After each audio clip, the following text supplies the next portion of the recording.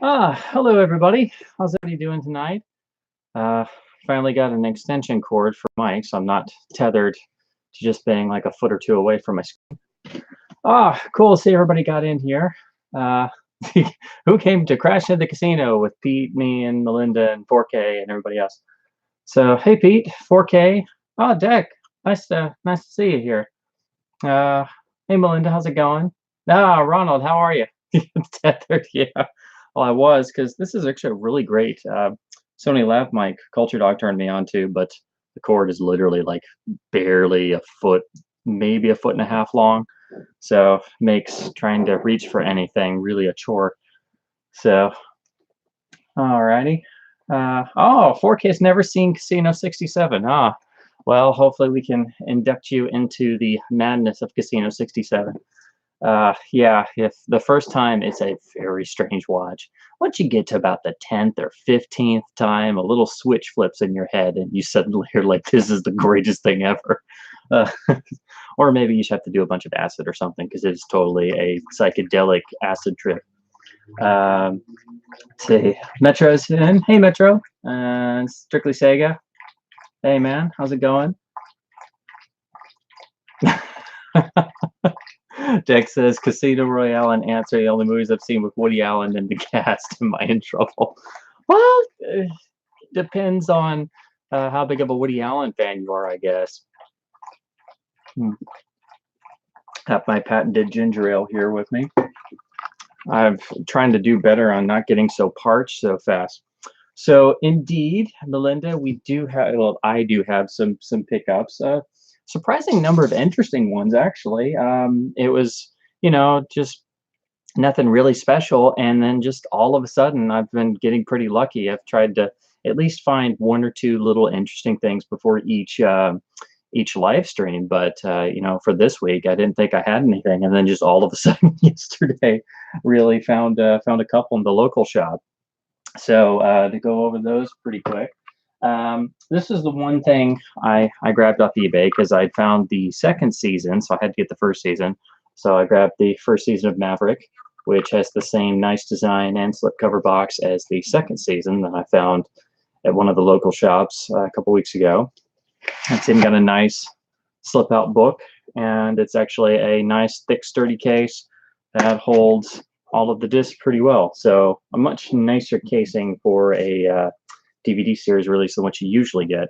But of course, after the first two seasons, they handed it off to the Warner Archives division. So that means they're manufactured on demand and cost a lot more. But I've always wanted to see it, so that's at least going to let me get started with that. Now, this one was a complete shot in the dark, and I saw it because they've put out a number of Hanna-Barbera titles, like repackaged for various anniversaries and stuff. If you go to Walmart's, and I think they're also at some Targets and things. But if you look, you'll see them. They have like this very cartoony looking slipcover attached to them. But what they've been doing is they've been going back and repackaging all of the multi-disc sets, like the Golden Collections and stuff, and these like smaller keep cases with slipcovers. But this is actually a particular series that I saw it being rerun all the time when I was a kid, and it's really interesting. It's the only version of Scooby-Doo that really kind of goes like for total animation wackiness. But I picked this up. This is actually, it's under the 4 film favorites that Warner Brothers does, but under the kid line. But it's the four kid favorites version of Pup Named Scooby-Doo. What this does, though, actually took me a second to realize. They released complete season sets of this show, but first they did these, 7 DVD volumes, kind of geared more towards kids. So you had to buy 7 different discs. But I'd only gotten the second season volume, and I'd never found the first one. It was always like $20-25. But I saw this on the shelf at Walmart. It was like $6.50 or something. And it took me a second to realize, but actually this takes the first 4 volumes, which literally gives you not only the first season, but I think a couple episodes of season 2. So even though the complete first season disc is like 20 some odd dollars, you can literally get the whole thing plus an episode or 2 of season 2 for like $6.50. So that's less than half the price of the standalone. Of course, it's on 4 discs instead of 2 discs, but I'm not really going to mind, swapping discs all that much when, I paid less than half of what the regular one costs. But if you've never seen this series, it's really interesting. It's basically like a regular Scooby-Doo Where Are You episode, obviously geared a bit more towards kids with some of the designs, but it totally goes for a Looney Tunes and almost Tex Avery vibe at sometimes, which is really, really interesting. So I've wanted to rewatch this for a while. I just holding off until I could find the first season for cheap, which I never did. So I figured it's not going to get much cheaper than this, and I already have the rest of the series. So this is a really cheap way to get over half of the series on disc. Let's see. I did find one DVD surprisingly in the dump bin at the local shop. Of course, these have been reissued on Blu-ray by some various labels because all of the Hammer titles are slowly but surely getting updated. But I'd never picked this up on DVD, and it's actually one of the Midnight Movies double features. But it's a little dinged up, but for less than $1, I was like, I can't believe this is in here. So this is the MGM Midnight double feature of Countess Dracula and the Vampire Lovers, both pretty notorious in their day, and both starring the lovely Ingrid Pitt, of course. But this being two of the titles in the Midnight series that had, a bit more in terms of special features. They each have a audio commentary with the directors, the screenwriters, and Ingrid Pitt herself, original trailers, and this one of them has a little excerpt piece, but they're done in the same style as the regular Midnight Movies double features. So 2 discs they had already released previously put onto a single flipper disc. So you don't come across these too often, and it's a little dinged up, but the discs seem fine. So like I said, I know these have come out on Blu-ray from some various labels, but I didn't even have them on DVD. So for less than $1, I'm like, that's great. I was surprised to see them in there. I think they were just a little too dinged up looking, but it seems like they're fine. Let's see. Oh, Elvin dropped in. Hey, man, how's it going? Let's see. I think we catch up with the comments. Pete says this live stream looks slightly tealish. Yes, yes, that's all part of our plan of crushed highlights and 4K UHD with HDR grades on a 1080p monitor. Let's see, catching up on some comments here. Oh wow, Ronald, you got that Sharps DVD collection, and all 10 are still sealed. Man, that's awesome. I remember he said he got that for like nothing. That's, yeah, DVD has just really gone. It's in a lot of ways it's like how CD has gone in music collecting, because CDs you can get for literally nothing, and they're still, depending on, you get the ones with the right mastering from a good time period, or an album that was really only designed for CD in the first place. I mean, it's freaking bargain time. I went in a local shop a couple weeks ago and walked out with 14 perfect condition CDs for like, it wasn't even $5. Like some places mark them down for less than $1. And DVD has really done that, but it seems like it's much more online than in stores because so many people still buy DVDs. And I'm not even talking new DVDs. I'm talking about used shops, like used bookstores, used record stores, things like that. They still seem to hold their value relatively, but like with the Midnight double set I just found, if you're willing to dig around through some bins and stuff, you occasionally find things that people will, throw in the wrong bin or not think are worth anything or anything. But then it's like 9 times out of 10, they still work stuff up. So it's like every once in a while you find a nice thing. But yeah, all the sales on eBay, I think it's like a lot of liquidation warehouses and things like that. Because you see a lot of the harder to find, like Warner Brothers box sets, like classic titles, they pop up every once in a while. That's how I finally completed the Gangster set, the Warner's Gangster set here with the 4 volumes. Because for a long time I just had volume 2, and the rest slowly went out of print, and then one at a time I managed to pick them up for like a fraction of what the original value was. So when they first came out, I was like, man, I'll never be able to afford these. But then slowly but surely, because the market's changed, it's like every once in a while, if you find one at the right time, you can just get it for literally nothing. And it's like, man, what if prices had been like this back during DVD heyday? That would have been insane. Let's see. Oh my gosh, Melissa! Oh man, another mystery box. Holy crap! Oh man, when you send a mystery box, it's just unbelievable. So yeah, oh, I'm definitely all ready. Yeah. I did grab a couple of discs at the local shop.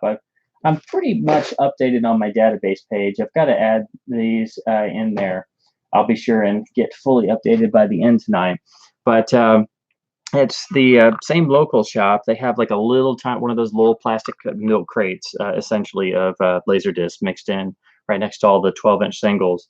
And occasionally you see people looking at them. They're like, "Oh, hey, remember these a thing?" Or, "Oh, yeah, this is that movie thing I've never heard of." Because at least this store put a little plastic tag on it.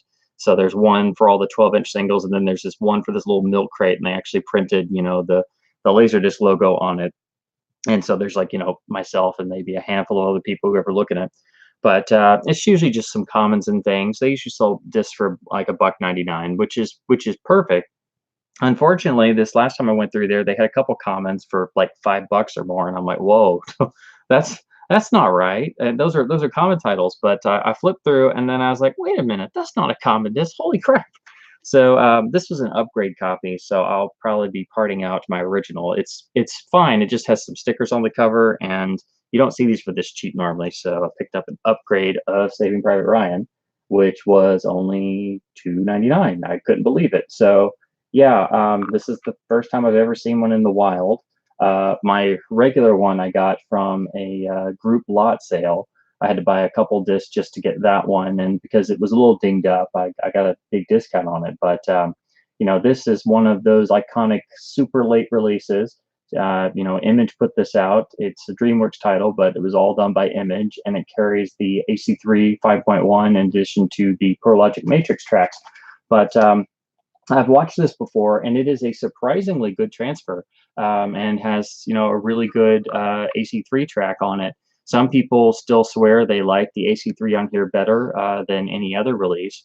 Then there's the AC3 DVD, there's a DTS DVD, and then the Blu-ray, and now the 4K. But it's amazing how much they got onto a composite transfer, because this film is very pictorially complicated.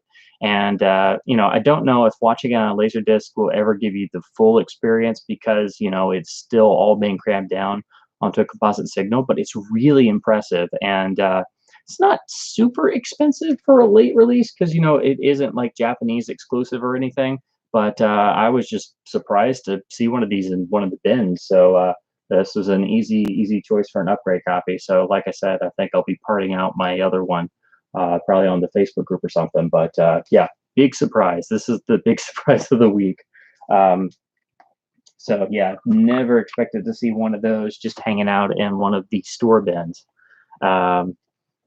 Yeah, yeah, I know, right? Yeah, I was surprised to even get a copy in the first place. And like I said, I had to buy like 5 or 6 kind of beat up discs just to get that one, and I got it at a big discount.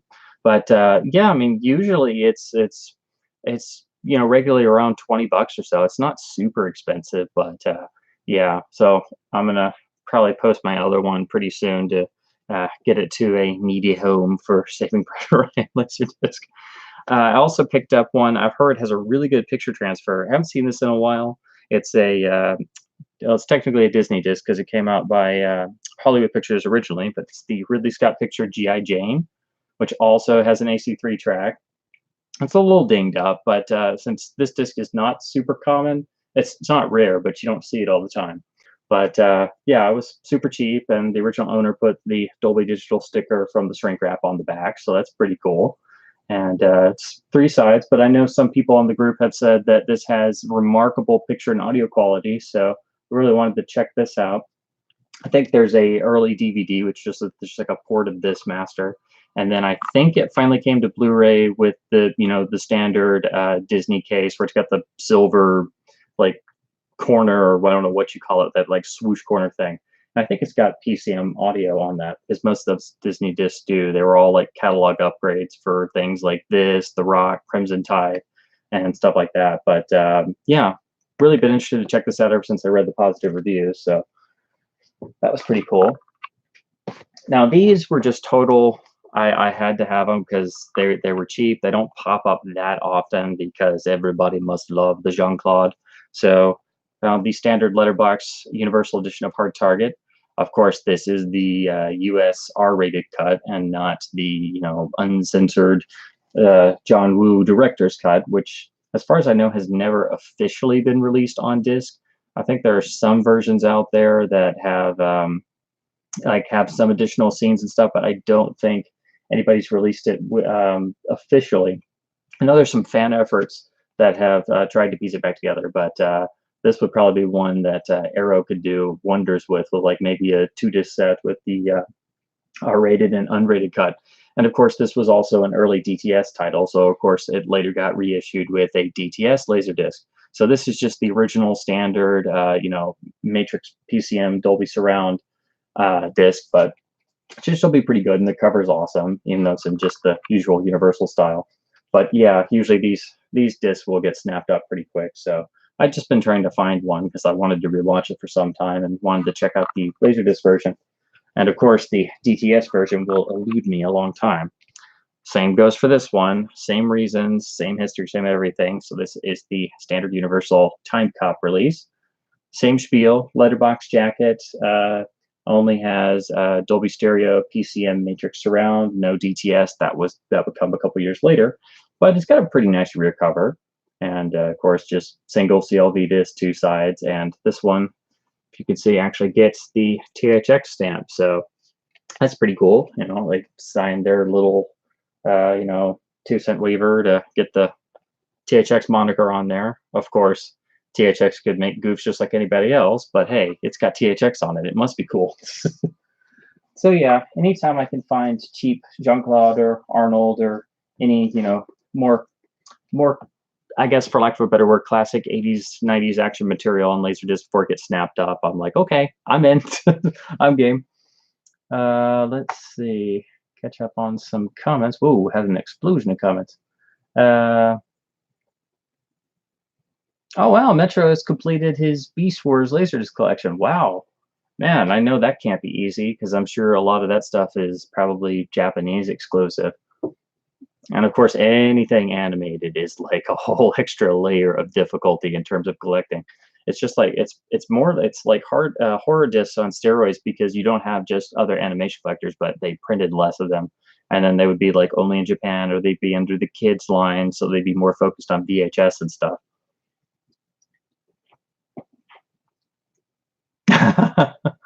Oh wow, Elvin is streaming us on his phone and watching the All-Star baseball game with the other eye. Yeah, isn't technology great? Eventually we'll all get to the point where we're wearing our 3D headsets and we're watching different content in each eye panel. That would really make your head hurt. Pete's thinking about the German blue of the Hitcher. Yeah, darn Western countries. Yeah, I guess I don't know if I guess it hasn't come out on Blue here.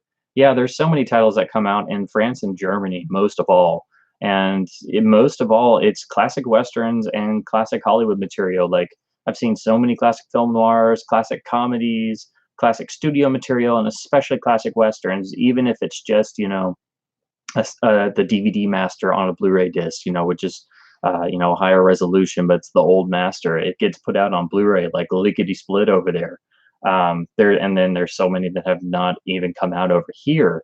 So yeah, there's a lot where it's just like, man, maybe I should just go ahead and import this if I can ever find a cheap copy. And then like as soon as you do, it's like announced, like Criterion or somebody's gonna put it out, and you're like, oh damn it. And then it seems like when you don't do that, it gets announced, oh, it's going to be put out here in the US. Oh, cool. Oh, it's Kino. Okay. And then like 6 months later, it's the same disc as what was out in Germany, but they add like a commentary. It's like, well, I waited. Now I'll wait some more until it goes on sale. But that's what happened to me on Bend to the River, because it's been out in Germany for a while. And it was, you know, the same masters, the DVD. And then Kino finally put it out. And it has, I think it has a commentary, but it's the same disc as the German one, the same old master. And since it's been up to HD, it's kind of creaky looking. The Technicolor doesn't come across as well as it should. You know, it really needs a modern 4K scan, but nobody's going to do it. But yeah, it's just one of those things where you try to wait something out or live with your DVD or something until either you can't wait very long or wait much longer, or somebody puts it out. Oh wow, Melinda's working on the ER boxes on Laserdisc. Wow. Yeah, I know those are Japanese only, and I think there's a couple of them. I don't know if they did like complete seasons or anything. I looked it up once because my sister is a gigantic ER nut, and I had gotten her all of the DVD seasons, and I was like, I wonder if these ever came out on Laserdisc because it fits the time period. And then, sure enough, it's Japanese box sets, and I think there's maybe 5 or 10. I may be wrong. I know there's at least several, and they're all like individual boxes that look pretty cool. So yeah, I bet that's going to be difficult, but with those still being, broadcast stereo, or they were already using Dolby Surround television at that time. PCM on those is probably going to sound better than the DVDs, and that show hasn't come to Blu-ray yet. So yeah, that's probably going to be interesting, but yeah, it's going to be difficult and expensive. Um, yeah, saying it, Facebook Marketplace is interesting sometimes. Like you find some interesting bundles and things, and then like it's like every odd and end you think of, and that isn't on Craigslist. If you just happen to look on there, you can randomly find it. And I've had some good luck actually. I've just actually this webcam I'm looking at. I was going to buy a brand new one, but nobody had it on sale, and then I was just like, I wonder, it couldn't possibly, holy crap, somebody's selling one on Facebook Marketplace. Okay. For like half the price of a new one. Okay. And I've seen a couple Laserdisc pop up, but usually it's like because it'll try to like look around your area within a certain distance, and if it doesn't find anything, it shows outlying areas. So usually if I look, it might be one guy with some CEDs, or every once in a while somebody has like a couple laser discs, but nothing really special. And then like under that it'll say like 6 states away, this person has a karaoke machine with a copy of Star Wars and Dirty Dancing. They want $600 because it's rare. So sometimes you can find some really funny things simply looking at the Facebook Marketplace listings in the middle of nowhere.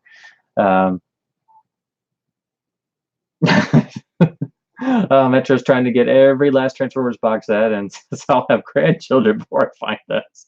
Well, don't count yourself out just yet, but yeah, as Melinda says, you'll probably have to hunt down and haunt the Yahoo Japan auctions. I've tried that once or twice. Once was, of course, for another attempt at trying to get the Japanese World's Not Enough, and then another somebody was selling a lot of the Japanese Bond releases, but you gotta be really careful on the import fees, the shipping, and then the currency conversion and stuff. And of course, if you bid on there, you're usually having to use a proxy to actually translate everything. But yeah, people get great deals on there. Peter Biancardi has gotten bundles of equipment on there for literally like a couple bucks, but then has to pay a crap ton in shipping. But that's because it has to be slow boated over from Japan. But yeah, man, there are some fantastic deals on there if you're willing to work for it. Yeah, I know, Ronald. Private Ryan on Laserdisc. Yeah, and it is really something else. The only downside again is when you do watch it, you can tell in some spots that it is a Laserdisc because it's just trying so hard to keep up, especially all of the handheld photography where you have all of the little tiny camera shakes. And when they did all that stuff to it was a mixture of messing with film speed and doing some desaturation and stuff where they tried to make it look really gritty. That's where you can really see the Laserdisc format struggling to keep up, whereas a DVD would not have that trouble necessarily. But on the whole, it's an amazing disc for the format. Like, it's one of those you can throw on. It's like, how the hell did they cram all this on the 420i? Yeah, Pete, Casino, Casino 1995, the Scorsese film, is coming to 4K this year. I think they finally did confirm it will use the original art, the three faces floating in the night sky. So that's good. No bad art there. I think it's getting a steelbook too. That's going to be one that's going to be stunning if they do it right, because the photography of that film, it has that weird light diffusion thing where everybody has these halos of light all around them, and of course it's very stylized, so I think it'll look really, really stunning.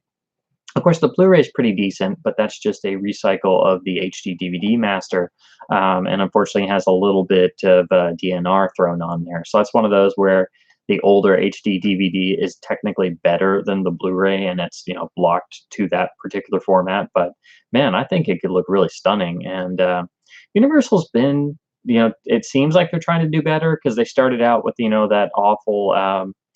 I think one of their first discs right out of the gate was the Bourne Identity, which was just that, you know, old master upscale. It was like basically they took the Blu-ray master and tried to upscale it to 4K, and it's just awful looking. But you know, they've been doing a lot better, and I think they'd have to do a new 4K scan anyway. So I think that could look stunning, and I love the sound mix of that film. So I hope it doesn't get like a, you know, craptastic as Atmos remix.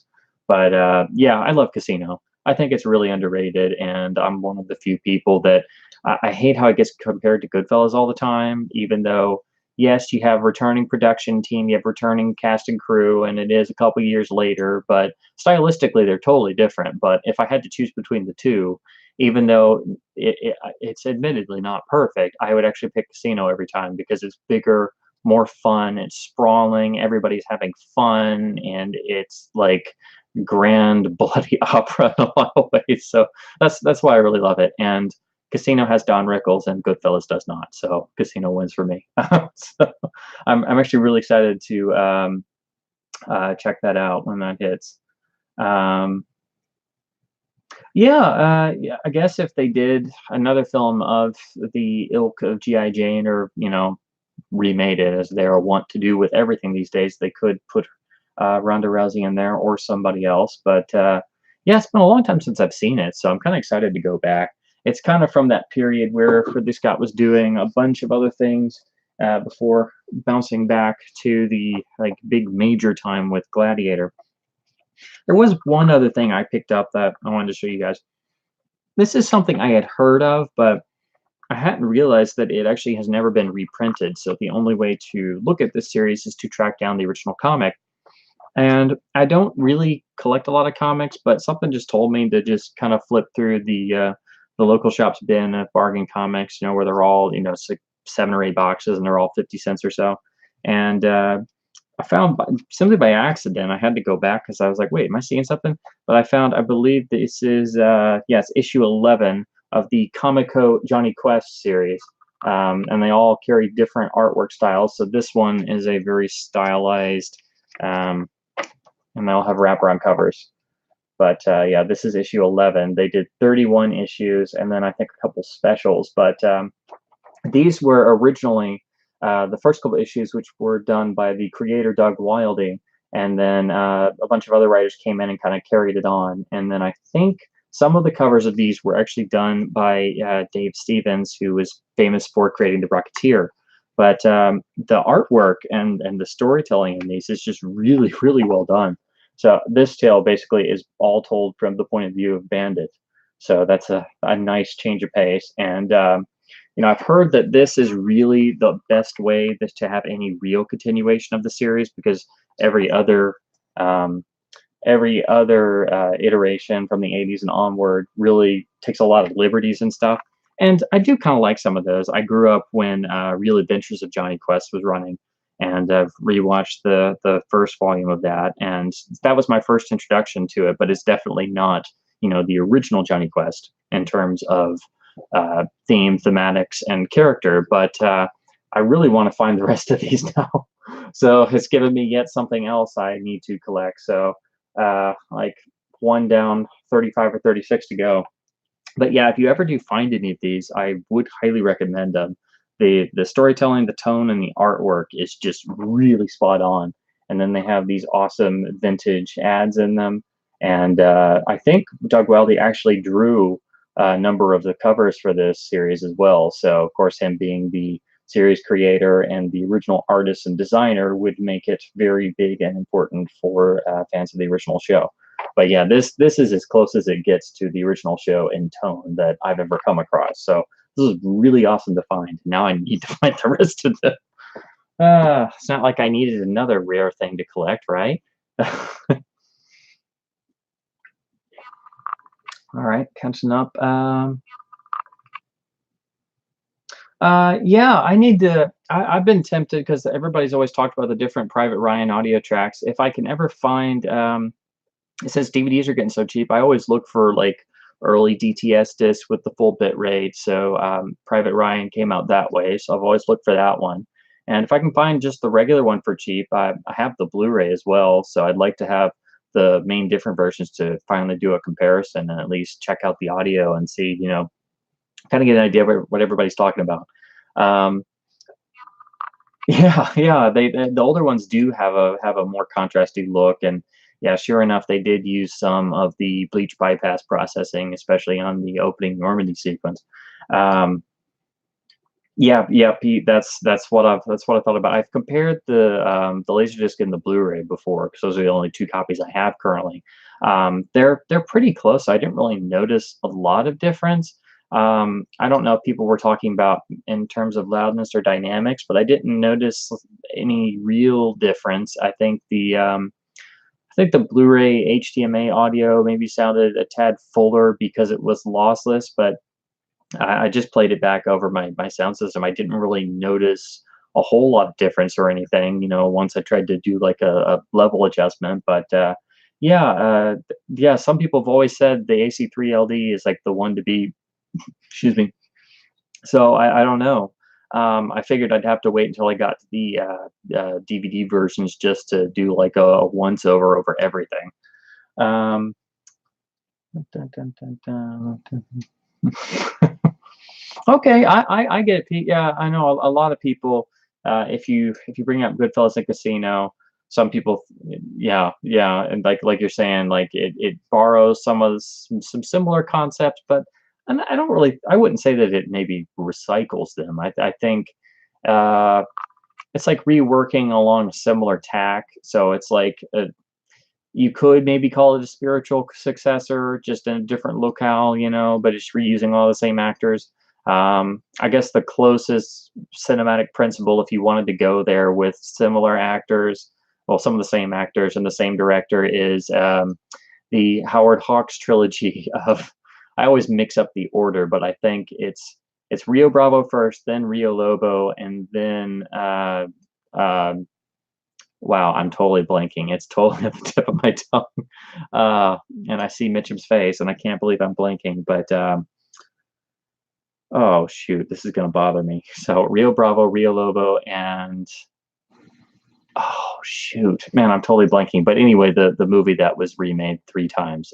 So sorry, El Dorado. That's it. That's the third one.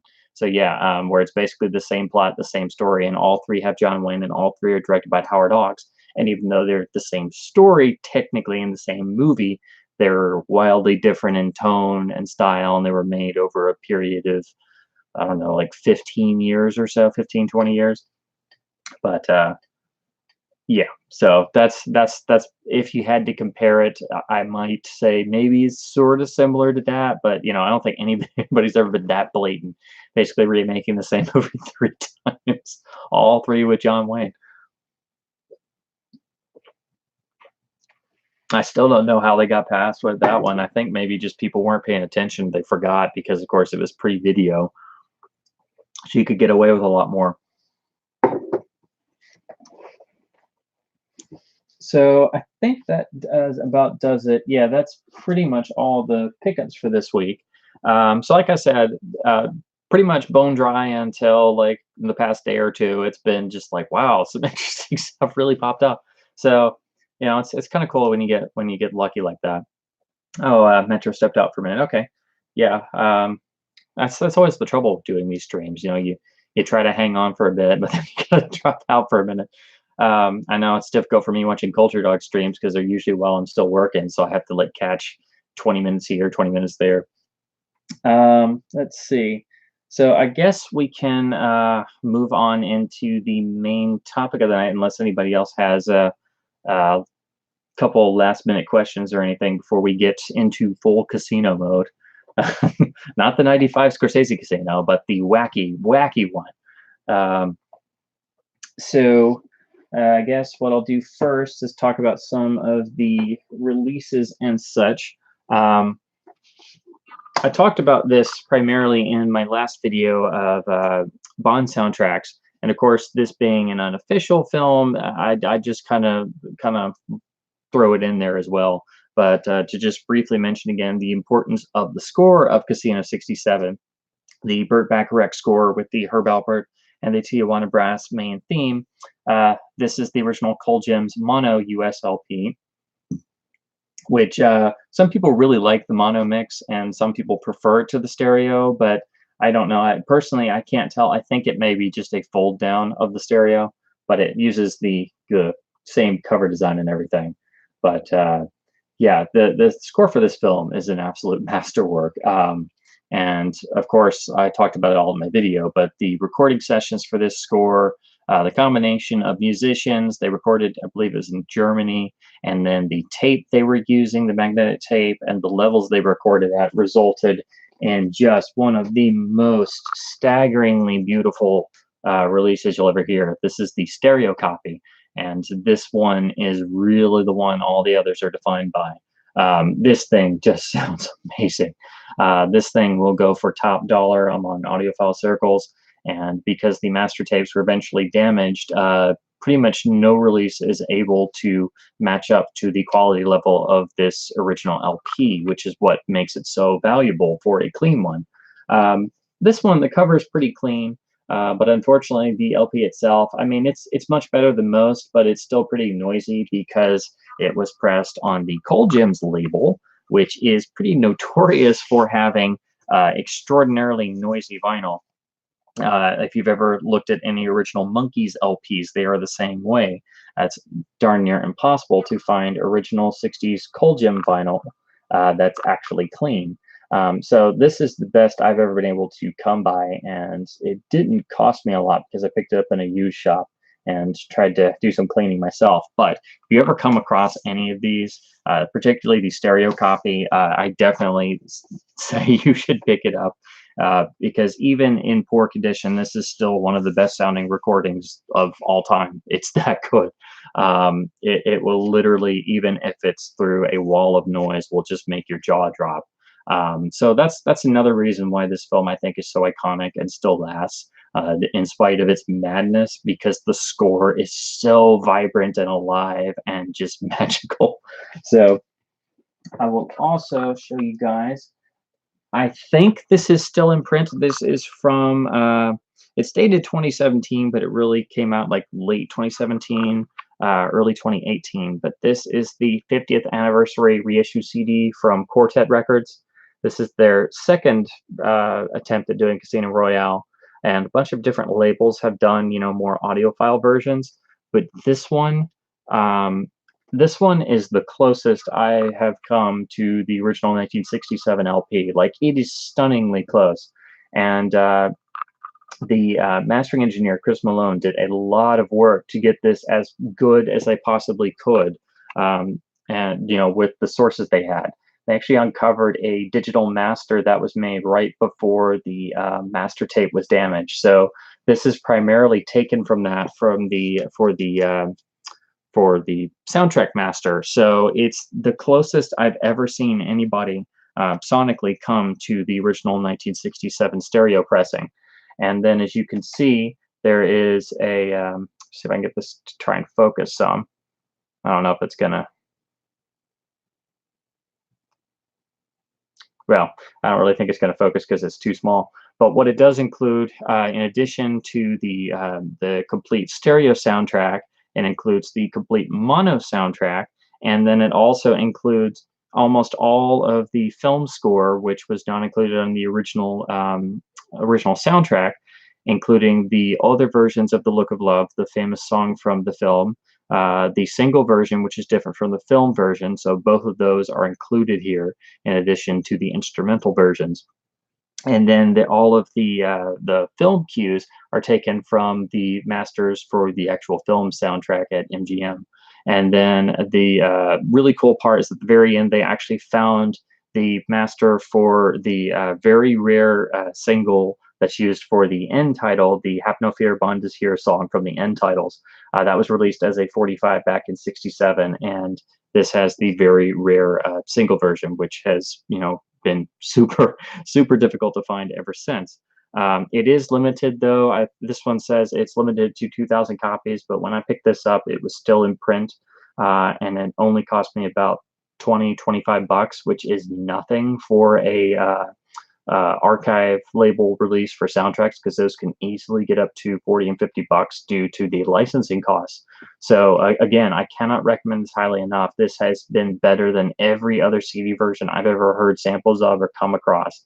And short of getting original stereo LP, I mean, this CD does the score justice. So if you're able to pick this up, it's a nice way to not have to go through all the hoops of getting a clean stereo Cold Gems original LP.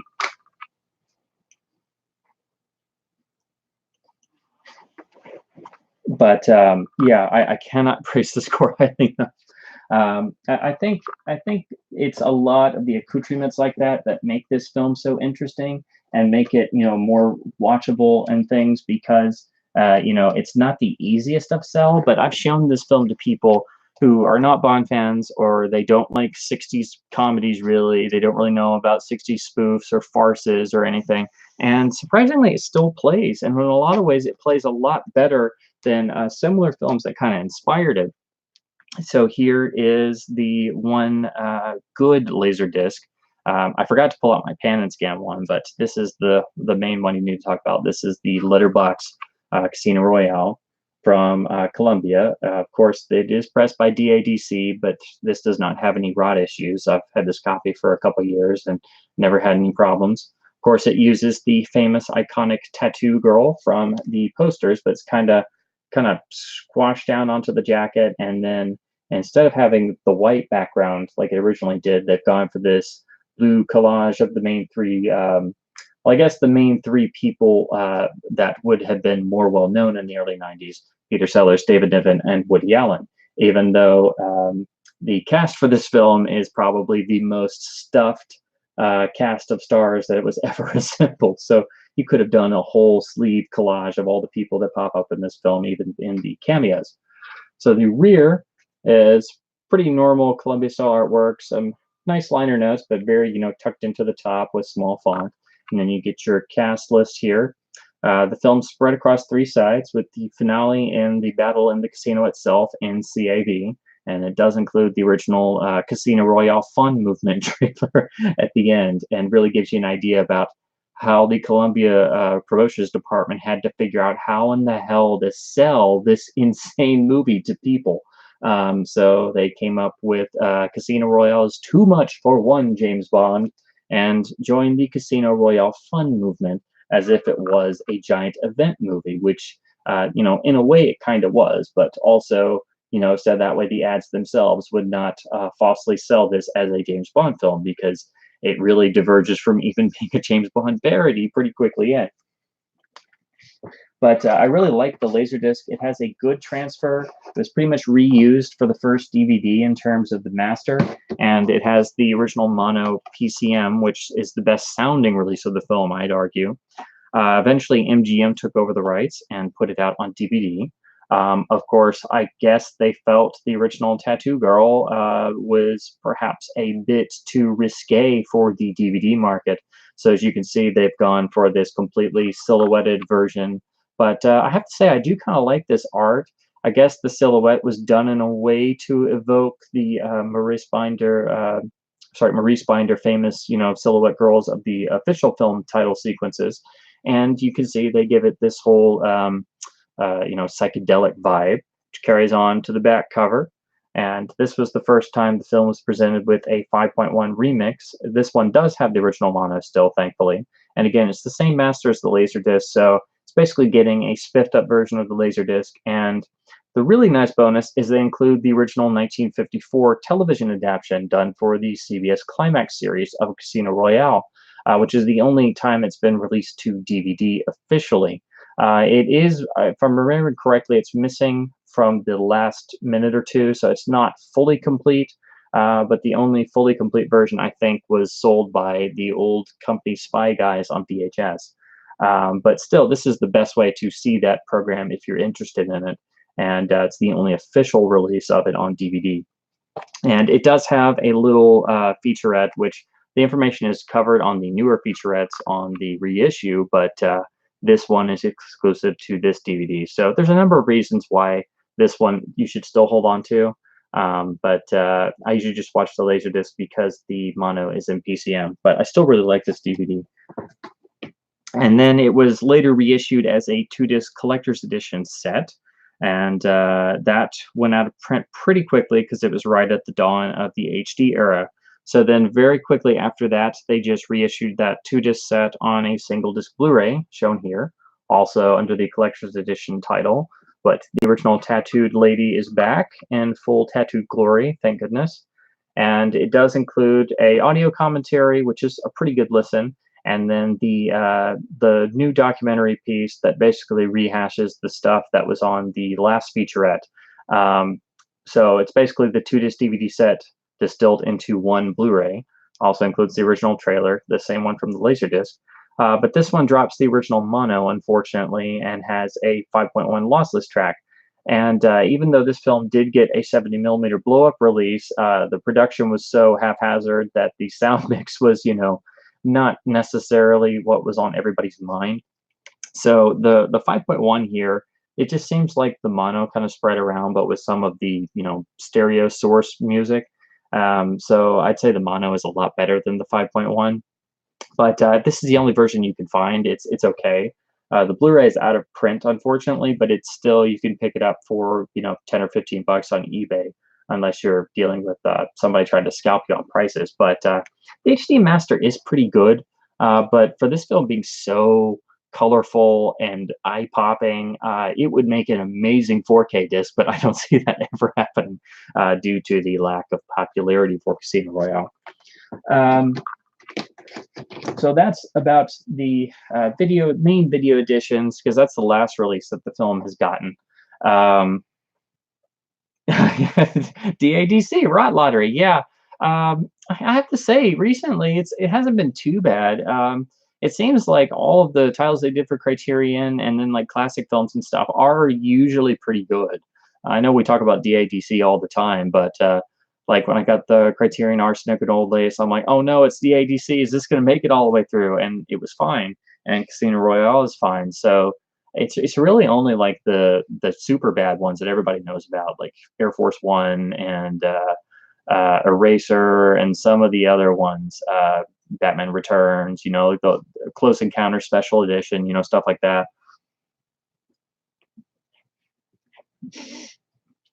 Pete actually loved Casino Royale the first time. That says you are enlightened, I would say. If it says anything about you, I think it says you're enlightened.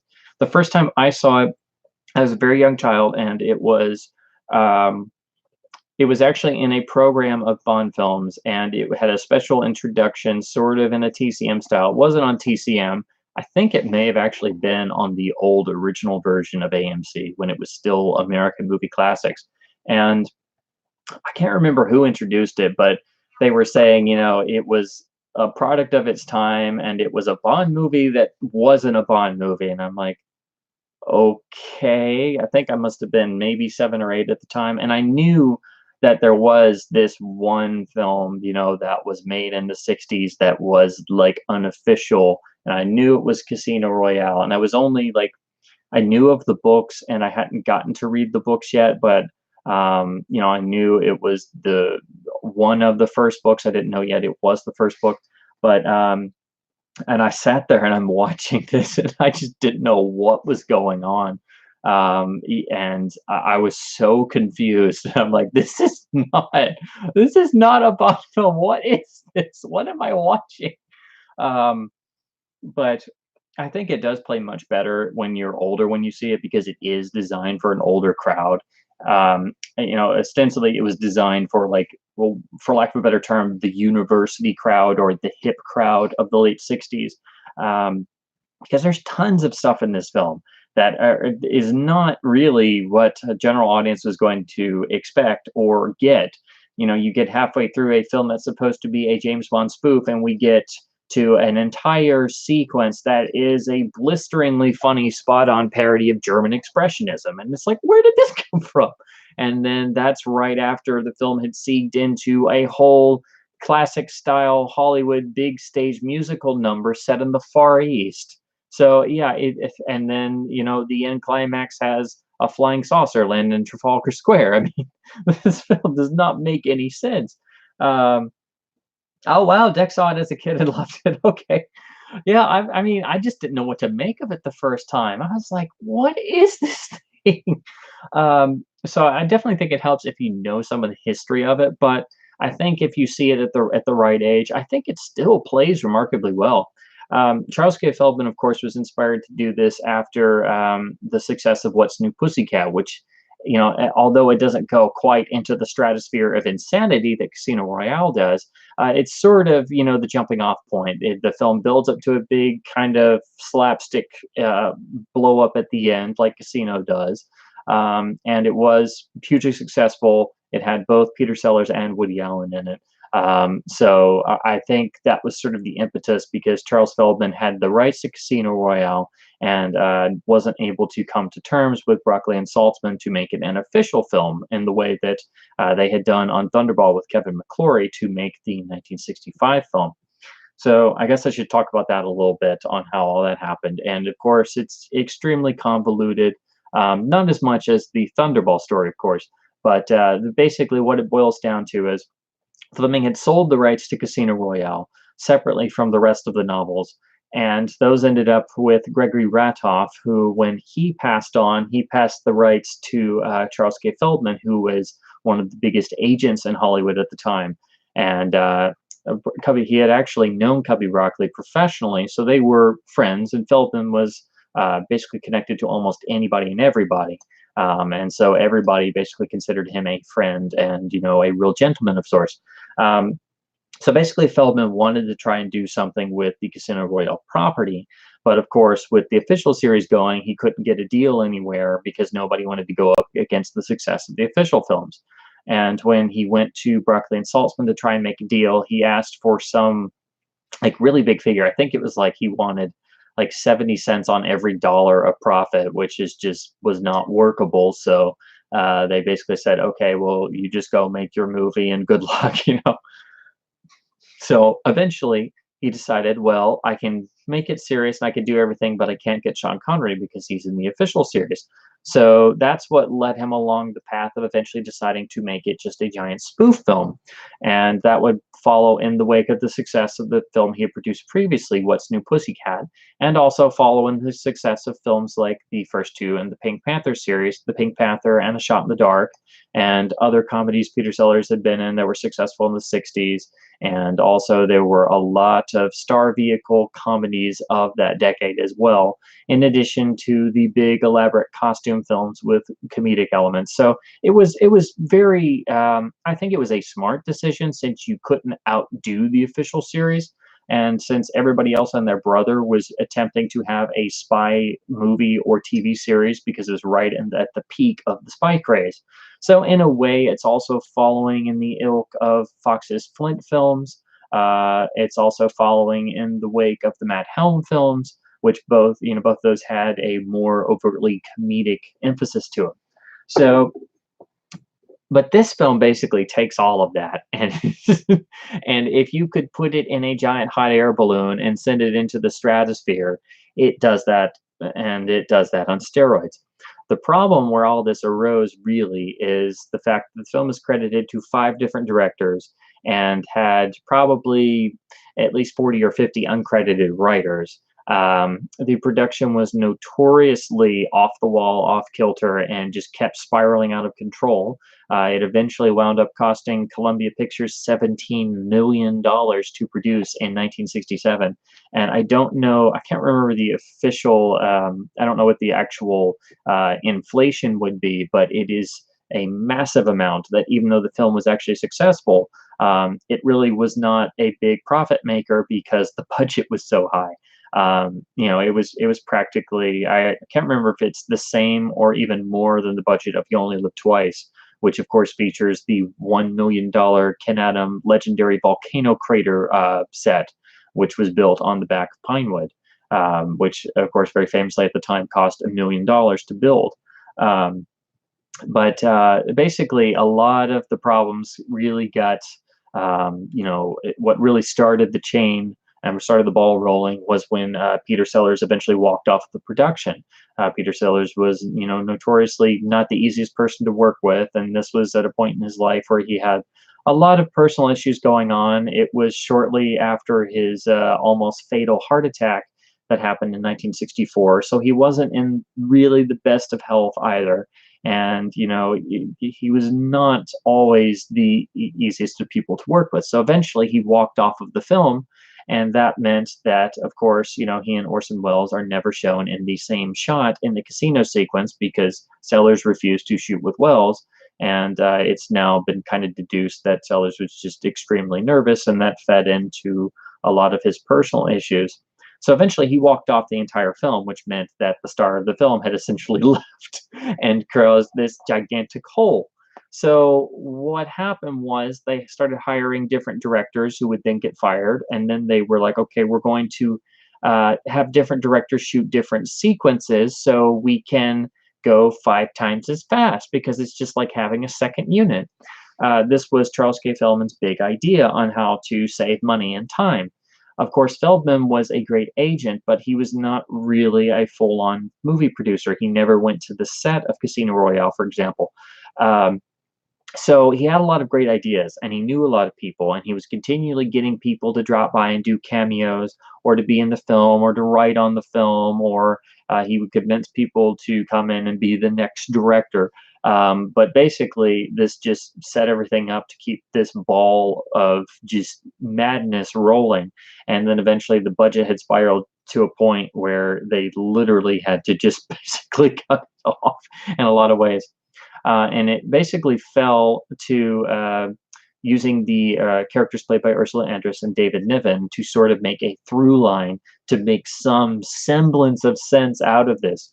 And that's what Val Guest, the final director, was working on. And that's why he gets the, I forget his credit. It's like a super, it's not supervising director or editor, but it's like he gets an additional sequences credit. And those were for all the sequences he shot with David Niven and Ursula Andress to basically plug in the gigantic ripped out holes of the story and to fit in the sequences of the other 4 directors, which if you change directors, that changes the tonality, which is why this film has no tonality. It's just like a big ball of random insanity. And so basically, I think it's his insane level of work that went into stitching all these random pieces together to try and make something that at least works in bits and pieces over 2 hours. So that way the film doesn't overstay its welcome by being, you know, like 2.5 or 3 hours long. And you get just enough of certain sequences. And then, you know, it's never boring. It's never dull. There's always something interesting to look at, and some of the actors really have a ball. Like you can see, David Niven is having a ton of fun. Ursula Andress is having a ton of fun, and she's lit beautifully. The cinematography in this film is really something to marvel at, despite the chaos of the production. All of the production value is great. The sets are stunning and super 60s and super psychedelic. The color of the photography, the color of the costumes are really outstanding, particularly all of the dresses and then the hairstyling. So you could definitely tell this. I mean, you could see the money on the screen. And then, as I said before, the cast is just massive because Charlie K. Feldman basically knew just about everybody in Hollywood and was just living on the phone and getting people to come in and do a bit here or do a bit there, which is why you have, you know, even Jean-Paul Belmondo and George Raft pop up at the end. You have people pop up everywhere. But I think it results in an interesting, completely one of a kind. It's almost a time capsule of sorts of the 1960s in terms of tonality, style, you know, conditions, the peak of the spy craze. You know, it's just a strange beast. There's nothing else like it. And the more you watch it, the more there is to sink your teeth into. There's so much going on that you definitely won't catch all the jokes the first couple times.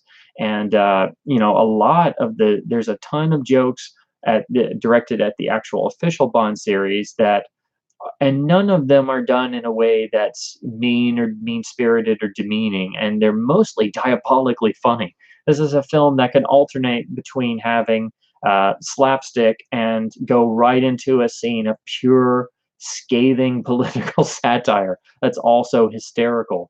One of my favorite bits is the explosion that happens on the Berlin Wall, and then it leaves this big hole. And then all of this refugees come through with baby carriages like instantaneously, and it's so ridiculous. But you know that those were real conditions at the time, and so that makes it just scathingly funny. And it's right smack dab in the middle of Casino Royale.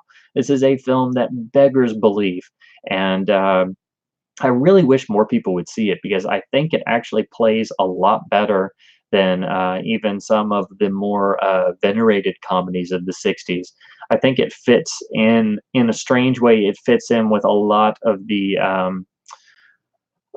more intellectually driven ones. Like I think you could easily slot this in with films like The Russians Are Coming, The Russians Are Coming, which also is, you know, hysterically funny, but is also a political satire. And that came out the year before in 1966.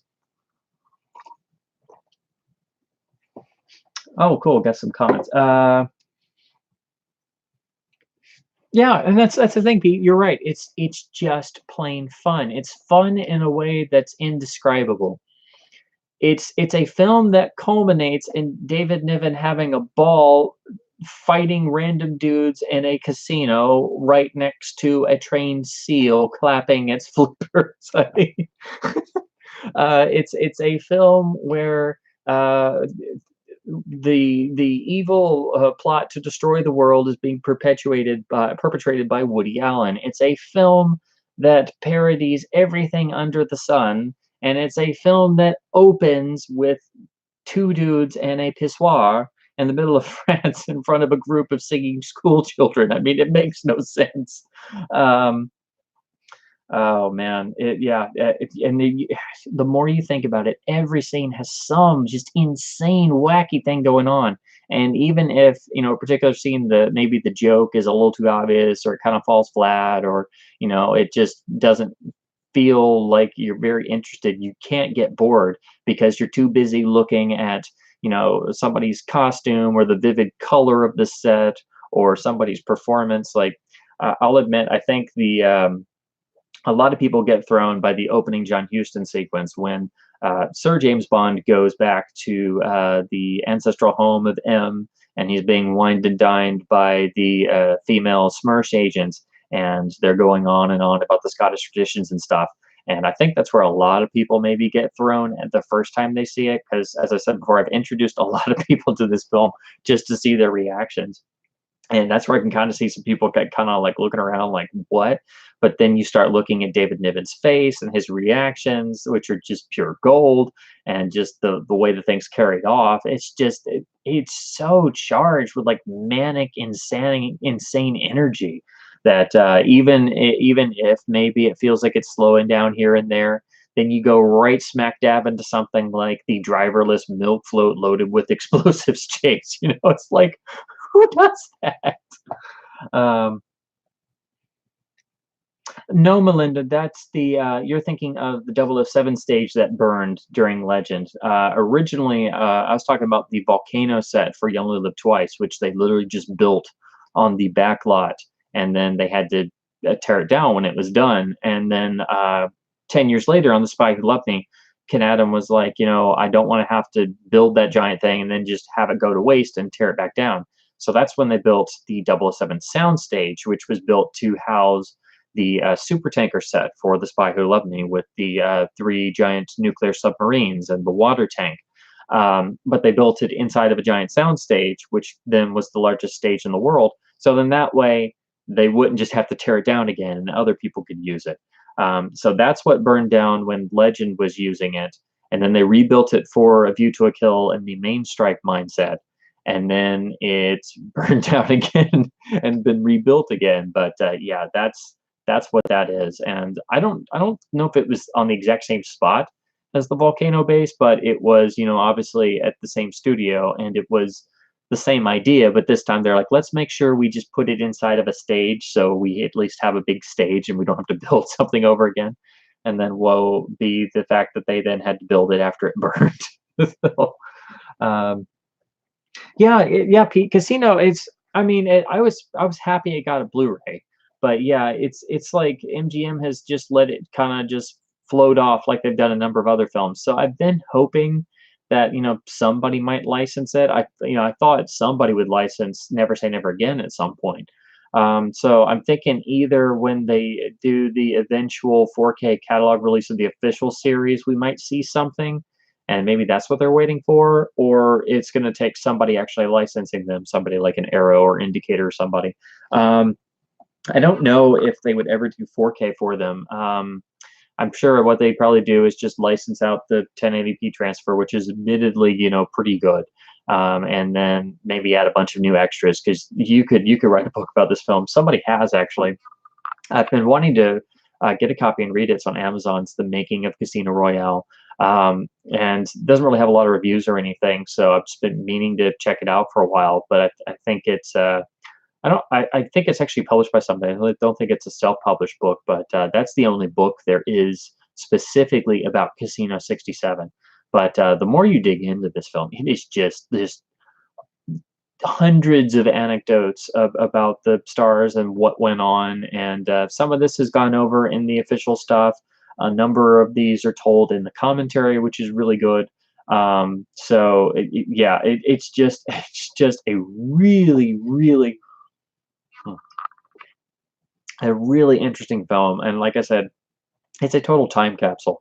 I started out saying it was the best bad movie ever made, which I think it could definitely take that crown, because it is a bad movie. It is terrible. It is literally the definition of what not to do, and yet it still works. It is a masterpiece of insanity. And I think again, a lot of this goes into a lot of that ties into the final edit version, because if you look at some stills, if you look at the end credits, and even some of the nightmare and torture sequences in the film, you see little glimpses of things that aren't in the finished film, other scenes that were excised. And so I know there's at least maybe 30 minutes to an hour of material that was shot and either never used or removed from the film after Sellers left. It's like when you look in the end credits, there's the little bit of Sellers as the Evelyn Tremble character, and he's with Ursula Andress's Vesperlin character, and there's at one point where he's literally playing her back like it's a piano, and his hands are going up and down, and that's from one of the excise scenes. So they're literally in the film. Like they had to actually go and use footage that they had already cut out because they just didn't have anything else. And again, I think it's the fact that they got it down to literally right at 2 hours. It doesn't overstay its welcome, and you're able to just go back and rewatch it over and over again and pick up on all kinds of other stuff. And the other thing I should, of course, mention, this is the single reason and the full inspiration behind the Austin Powers series. This is the film that totally got that ball rolling. Mike Myers has said he got the idea when somebody started playing The Look of Love on a radio station. He was driving one day, and that's what gave him the idea for Austin Powers. What if a character from a world like this, basically woke up in the 90s? And that's what birthed the Austin Powers phenomenon. Of course, I'd make the comparison that they're completely different, because as much as I like things in the Austin Powers films, their over-reliance on toilet humor and just overt stupidity is what kills them for me. And as much as I want to like them, I'm like, they don't even begin to go anywhere near the panache and the class and the style, despite it being insane, of Casino Royale 67. In a lot of ways, Casino 67 also kind of harkens back to being a much wittier film. It has been said that Billy Wilder himself did some uncredited script contributions, which, to be perfectly honest, I can see that, because some of the jokes in this film are absolutely hysterical, and they're witty and they're biting. And then, of course, Woody Allen rewrote his own scenes, and the scene, his introduction in the film when he's being led in front of the firing squad, is just absolute gold. All those lines, like he's being led before the firing squad, and he says, my doctor says I can't have bullets entering my body. Would it help if I said I was pregnant? Uh, you know, it's just like absolute hysterical stuff. And then he manages to use the cigarette gadget, jump over the wall, and he's like, "I'm out of here, suckers!" And then lands in front of another squad. So it's like it's one joke after another, and you think it can't cap the sequence, and then it manages to. Um, yeah, it's just it's indescribable. So, I can totally get this being the inspiration for Austin Powers, it and the Flint films and other things of the Spike Rays and of the same ilk, but it doesn't even begin to compare because I think everybody pretty much can agree the first Austin Powers film is the strongest of the three, but even that it could be a lot better if they had relied more on the premise and come up with some wittier jokes. It could have held up a lot stronger, like I think Casino Royale does. So I think you could literally look at Casino Royale again in another 20 or 30 years and will be just as strong, whereas the Austin Powers franchise unfortunately would not.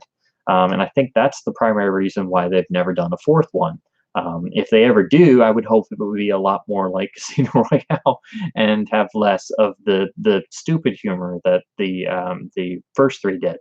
But I know that has led a lot of people to Casino Royale because they've read of that or they've heard it's supposedly the inspiration for Austin Powers. The thing that I think would turn a lot of people off is if they're coming from, say, the 2006 Casino Royale, or they're watching the official Bond films for the first time and they get led to Casino Royale because it came in 1967, and say they watch it after Thunderball and go, "What the hell happened?" And they don't know the genesis of the project or the story behind it. But yeah, it's just a film I like to bring up. I like to introduce people to. I think it's just a fascinating piece of work. I think you could even say it's perhaps a psychedelic pop art infused 60s time capsule, and I really do think it is a work of art in a way.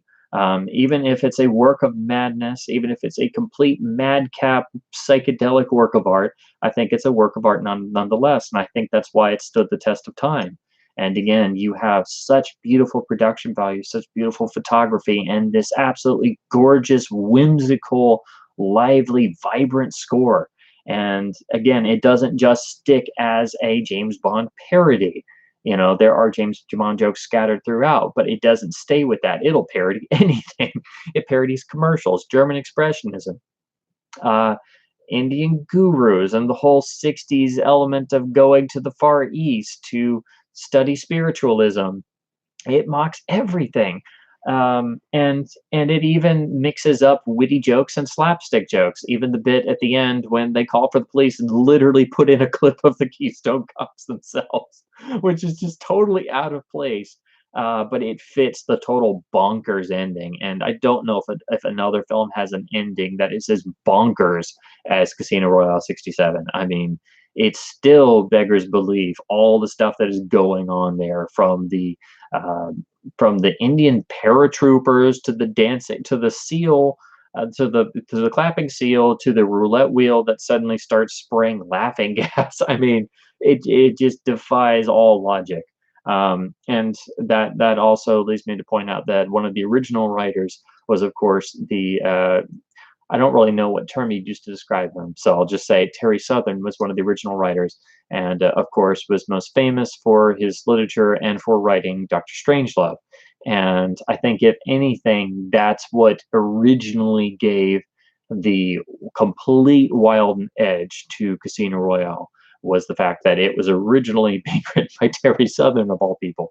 And it was originally ostensibly supposed to be a Peter Sellers comedy, so he would be playing the Evelyn Trimble character, and he would be set up at the casino, and it would much more closely follow something resembling the original Fleming Casino Royale novel structure, where it builds up to the card game and then the aftermath. Whereas in the film, all you have is the card game, and they're playing Baccarat, and one is called Bond, one is called Le Chiffre, and then Bond is tortured shortly thereafter, and Le Chiffre is eliminated by his own people. That is all that comes from the novel. That's it. There is nothing else, and that's really stretching it. Um, let's see. Get some comments in here.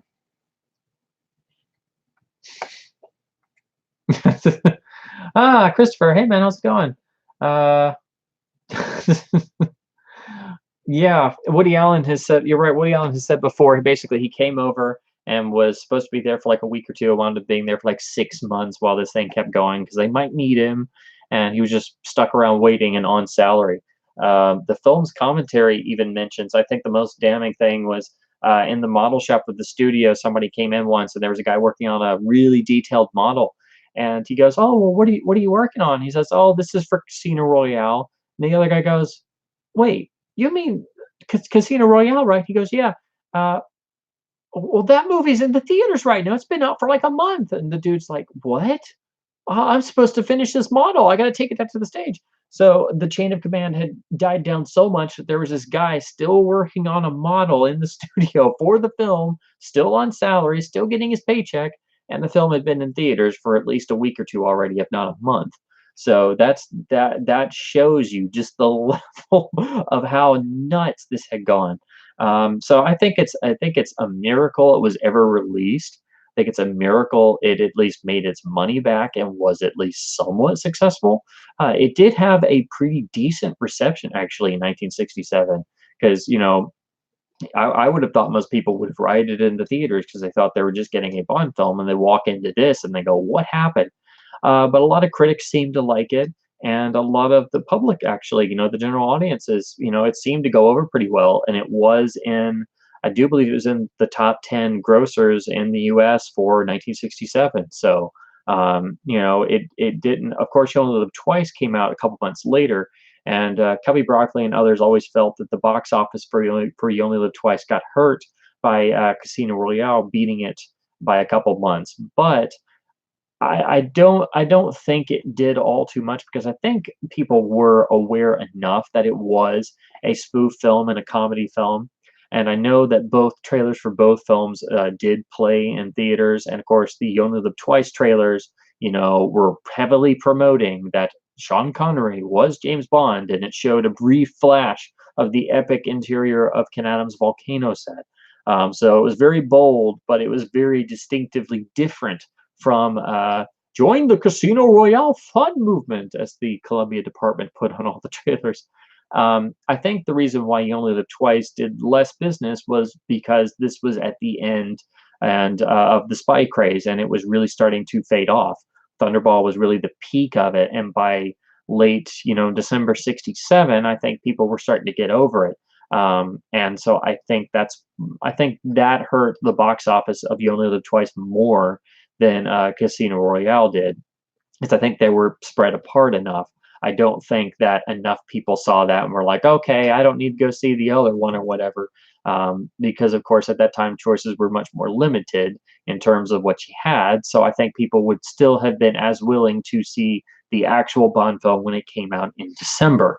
But Cubby Broccoli always, felt that Casino '67 hurt their business, which is why he was so adamant about Never Say Never Again in 1983 in competition with Octopussy, which was the film of the year. Um, and I know a lot of people have talked about that some, but Casino was not a bomb. It actually made its money back. It was successful enough to make that $17 million budget back and actually come out in the black on its original run. So. And like I said, it was received well. When I was growing up, I thought it was received poorly because the films usually talked about it in bad tones. But I think now when people talk about it, at least it's a bit more positive, and you do have some critical things about it, and like there's the good commentary where they have a lot of fun enjoying the film and talking about it instead of just like poking holes in it. Um, I do fear somebody online looking at this film because I think if, like some of the YouTube commentators got a hold of Casino '67, I think they could literally rant and rave about its lack of any continuity and lack of a plot more than any other film ever made. So that's what I do fear, but I don't think you can get mad at this film. I don't think you can actually dislike this film. It's just too too positive in spirit. It's too fun. It's too ridiculous for you to get mad at it. Um, and I think also it helps that it's a balance between smart humor and complete goofiness. Because if you look even at the Pink Panther films, they kind of follow in a similar way. You know, like there's a gag that's reused from the Pink Panther films that Peter Sellers was fond of doing. It's in Casino Royale where he runs up to a guy and says, "Follow that car." And of course, the guy gets in the car and drives off and leaves him. And he's like, "Idiot." But it's all about the timing. So that comes out just right. But in comparison, if you look at the final Sellers Pink Panther film, Revenge of the Pink Panther, that's where the series started to fall off because it wasn't very inspired. You know, it focused a lot more on goofy comedy instead of the more, you know, witty comedy of manners that the earlier films did, and even the 70s films that immediately preceded it. You know, they weren't as outright goofy, and you know, it's easy to find films where they really don't have enough wit and charm, which Casino has in spades. And I think that's why it's darn near impossible to really like actively dislike this film. Let's see. Catch up on some comments here.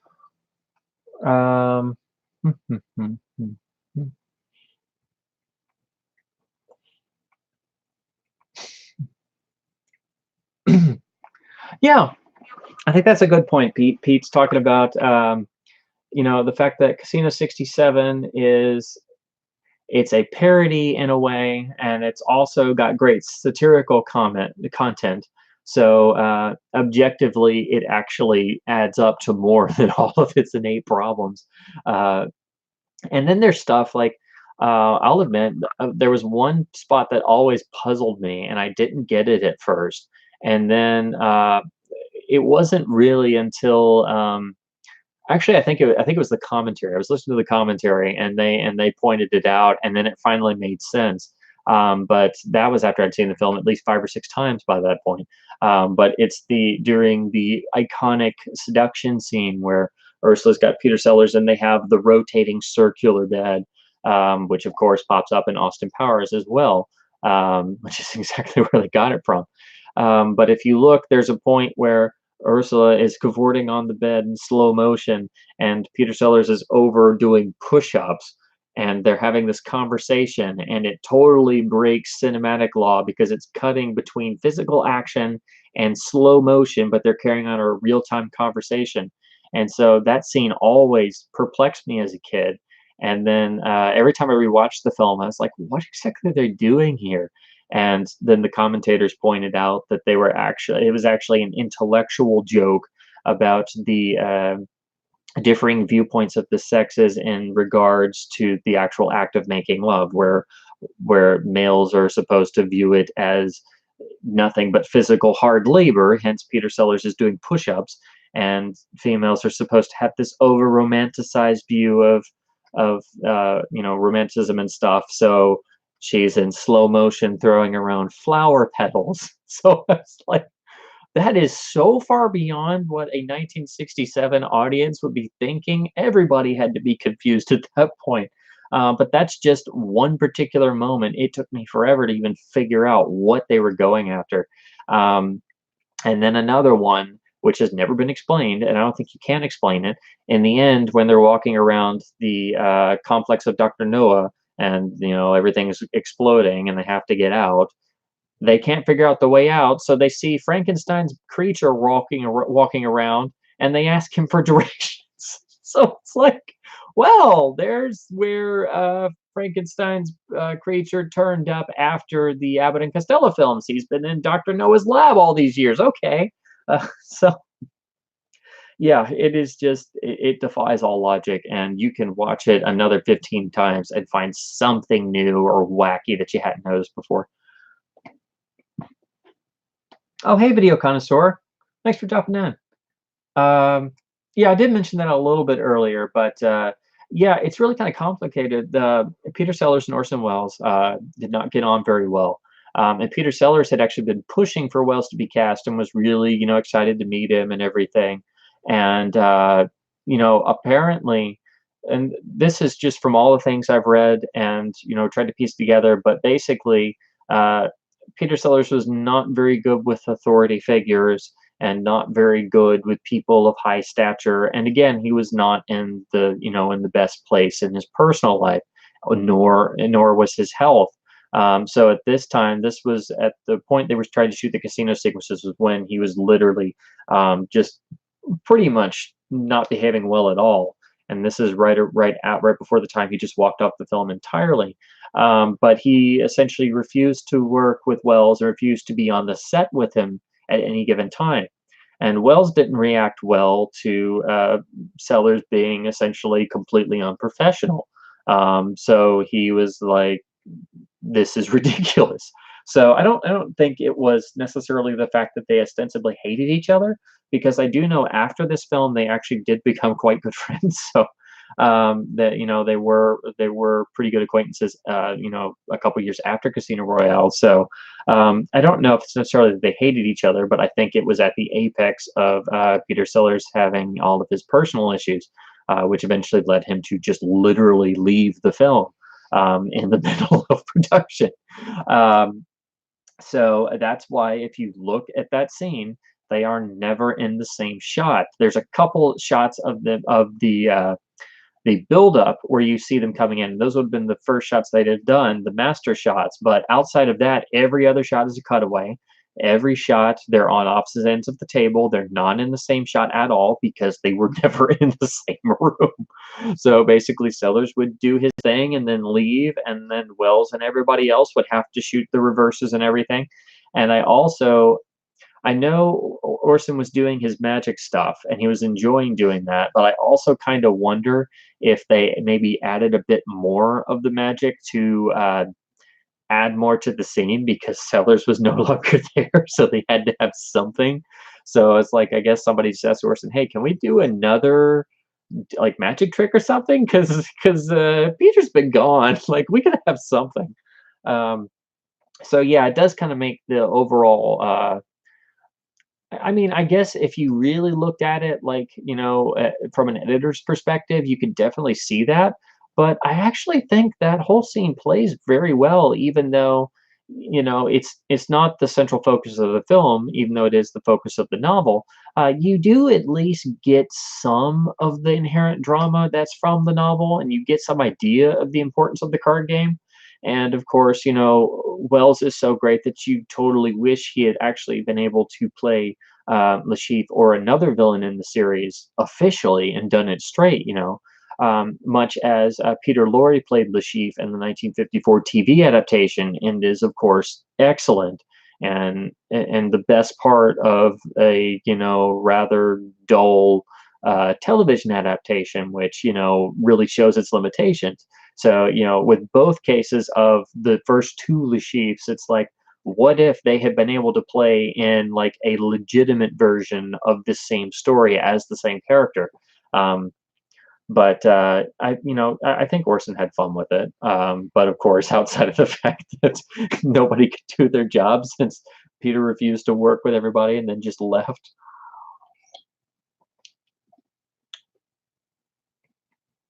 Oh, you're right, Christopher. Yeah, Preminger made. Yeah, I forgot about that. He made Skidoo, which is essentially like an LSD film of sorts, and then of course there's the AIP film, The Trip. So yeah, the whole drug culture was kind of entering into things, and then of course you get to Easy Rider, where the whole film is funded by a drug deal and things like that. So yeah, I do think this is a film where you could definitely ask, were people making this on acid? But when you read more into the just insane production of this film and the fact that this just kept going and snowballing and nobody was there to stop it or control it, yeah, I definitely think it was not drugs, but it was just the excesses of swinging London, because this was made right at the apex of London being the center of the world's pop culture. So I think that's another reason why this film is such a great time capsule. I think you could also, in that sense, kind of throw it in with films like Blow Up, or Repulsion, that were also shot in swinging London and are great time capsules of that period of London being, you know, the forefront of fashion and design and counterculture and music and motion pictures and acting and just culture in general for the world. It was like they were the leading example at that time period. And I think Casino Royale slots right in there, in the most excessive ways. But yeah, I definitely think you can both put it in with psychedelic films. As Val Guest himself put it, it is complete psychedelic cinema. That's what he called Casino 67. But I think you can also put it in as a time capsule with films that were shot in and around swinging London, like Blow Up and Repulsion. Those are just the two that spring to mind because they actually, you know, have some actual street scenes of the real London.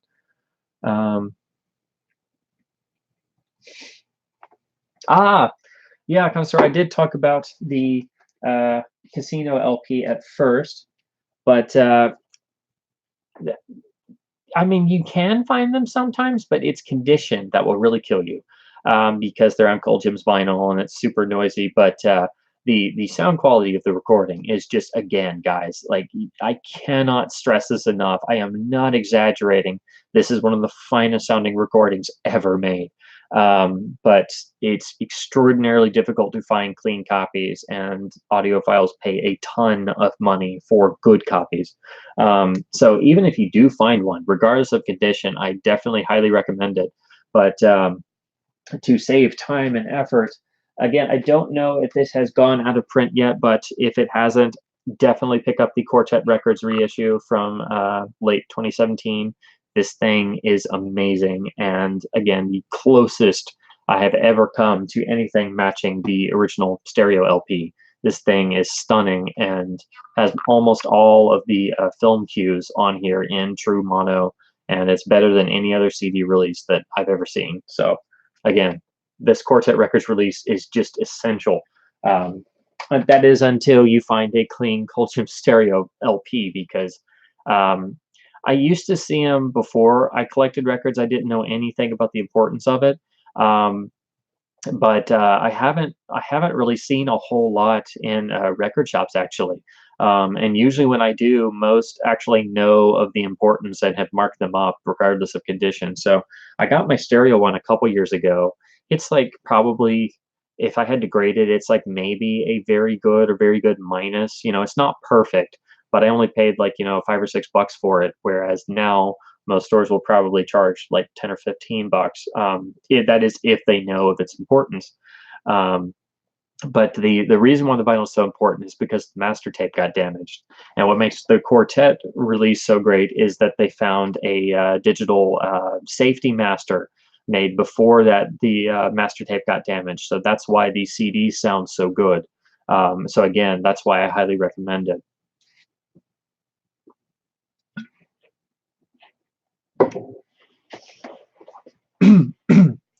Oh, cool. Connoisseur got Ghost Town and Return to Oz on Laserdisc. Awesome. I know Return to Oz. I don't think that's I think that's pretty uncommon to find.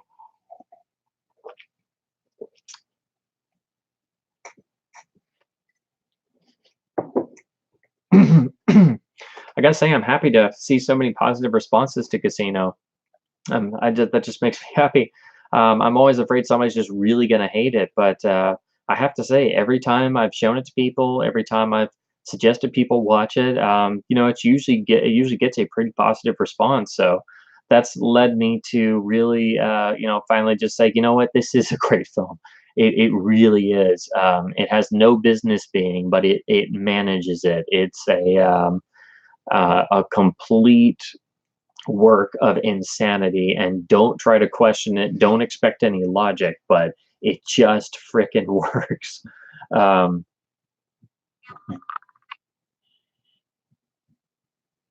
Okay. Comsour's got a okay. I guess you mean a Herb Alpert album that has the Casino Royale theme on it. And then, of course, the most common one is the Herb Alpert Whipped Cream and Other Delights, with the iconic cover of the girl covered in whipped cream. That is one of the most common LPs ever, and you will find in at least several copies in every dollar bin anywhere, in flea markets, record stores, you name it. I think somebody actually filled an entire store with that album as like an April Fool's Day joke. I know I saw it online somewhere where somebody with like a record store, I think it was like in South Carolina or somewhere, they just were like, I'm so tired of getting this album. And so they just filled every shelf in their store with nothing but whipped cream and other delights. And people would just flip through and it's like nothing but this album. And it's you'd have to look it up online, but I know there's some pictures of it. But yeah, it is so common. But it's a great album and it sounds great. My mom had a great copy that she would play when I was growing up, so that's how I knew it. But yeah, I think everybody has a copy of that. Um, I would like to actually get one that's in mint shape with a mint cover. So I will admit I actually look at them when I find them, because of course it's one of the most iconic covers ever. I'd argue. I think everybody knows it. And but I've never found one that's got a mint cover and a mint LP. And I'm not going to pay more than $1 or $2 for like the most common album ever made. So okay, it was in Michigan. Okay, I knew it was somewhere, but yeah, that just cracked me up so much. Um, oh wow, okay. Pete asks, "What are my most unpopular movie opinions to change it up and spice it up some?" Uh, let's see. I don't really have a lot of those, but there are a couple I have just to like throw out there or start conversation or just to uh, be a little difficult on purpose or something, I guess. One is like saying Casino is better than Goodfellas. That seems to get a lot of people. Um, Another one I've found, because I got so tired of hearing over and over and over people like to talk about the opening of Full Metal Jacket, and they like to, even critics will say the opening Paris Island half is so amazing that the second half doesn't compare. And I'm like, what are you talking about? So I like to say the second half of Full Metal Jacket is better than the first half because it has all the interesting stuff in it. And then I see people's eyes go like, and I'm like, well, I mean, the whole point of the movie's in the second half, if you had to choose. Um, so there's that. Everything else would just be like, saying a less popular film is better than a more popular film. So those are just two of the ones off the top of my head I can always throw out there to just generate some discussion and stuff. But admittedly, it's being a little bit pithy on purpose, because I like to weigh and discuss everything, all the different sides and stuff. But most people are just so set in stone, either something's good or it's bad, and this is the greatest thing ever, and this is terrible. Um, so I can talk about a movie I don't like I've never liked The Dark Knight, and I think everybody knows that on here. I didn't like it the first time I saw it in the theater, but when that came out, you couldn't talk bad about it at all. And I like things in it. I don't think it's terrible, but it's just not really for me. And I freely admit that. But again, I still analyze stuff that I don't like, and I try to figure out what's going on and what I don't like in it and what I do like in it. I think that's how I even started at Casino Royale that first time I saw it as a kid. I'm like, well, this part was funny, but I don't know what happened for the next 10 minutes. And why did David Niven come back? Like, what is going, so M died at the beginning? What? Um, and slowly, the more and more times I saw it, the more and more I read about it, I pieced more and more together. And then the first time I went from not knowing what the hell was going on and feeling like I was misled by by the TV channel, saying this was a Bond movie when it's not, to eventually, after like the third time, thinking this movie is actually great. I don't know if anybody's going to take me seriously if I say that. I better watch it some more. Until finally just saying, you know what, I think this movie is just plain great, and I'm just always going to say that, and I'm just going to ignore anybody who says otherwise because it's really great. So it's awesome to hear. Everybody actually seems to like this film now, so I'm not alone. Uh, Ooh, first time I watched hating something and then ending up loving it. Oh, oh man.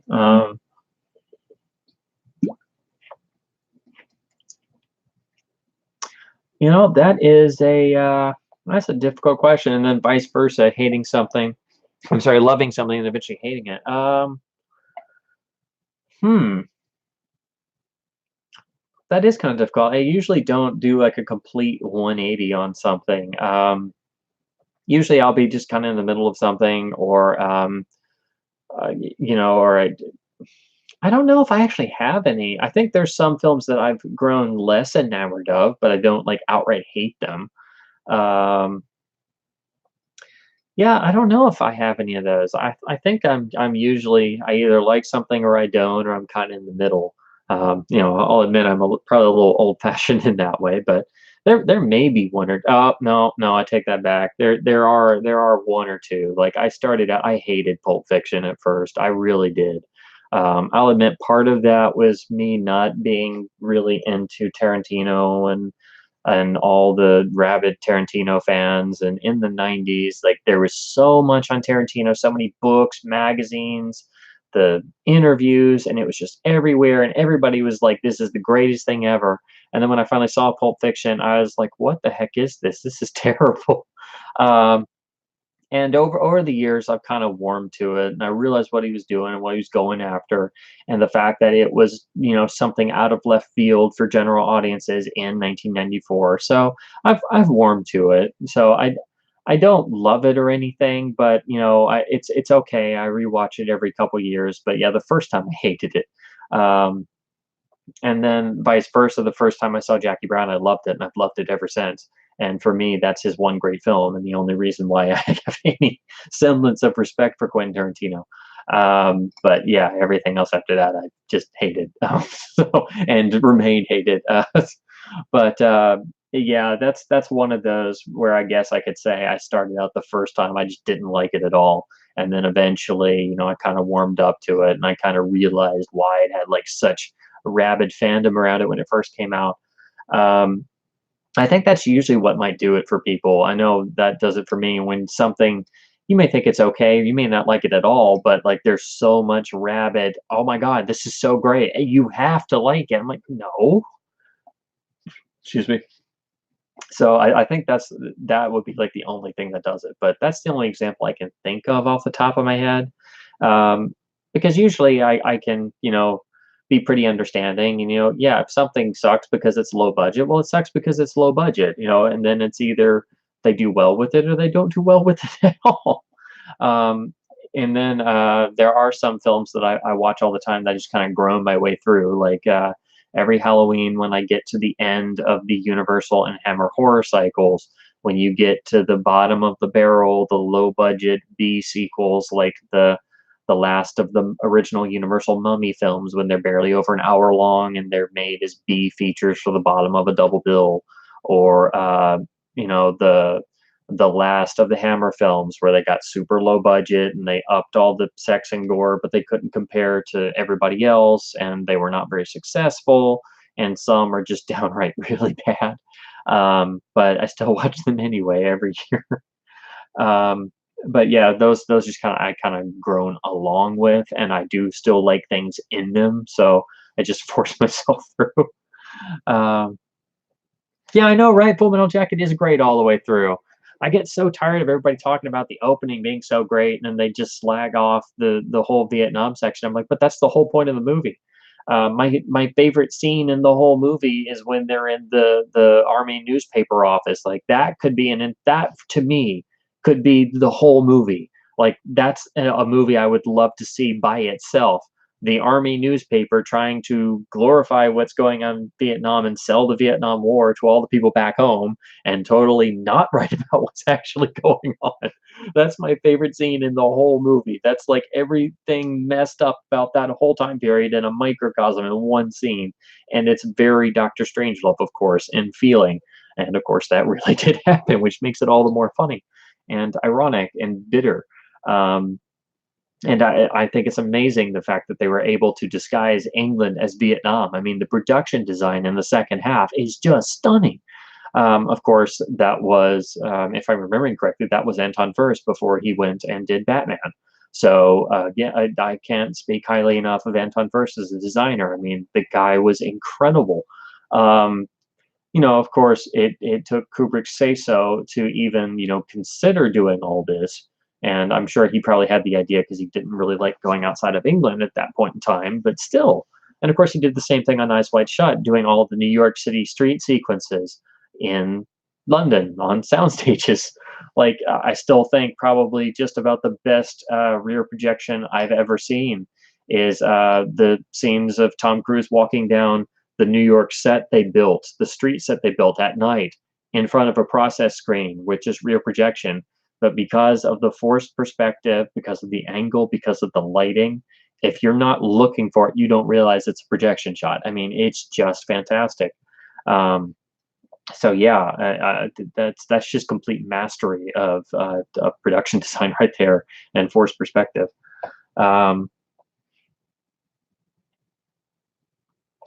Okay, I can see that. Video Connoisseur's talking about loving Independence Day the first time, and then the more you watch it, the less you like it because you see nothing but plot holes and improbabilities. And yeah, I will admit it has been a while, and I really need to go ahead and get a copy just to check out the audio mix because everybody's like, is Dolby or DTS better?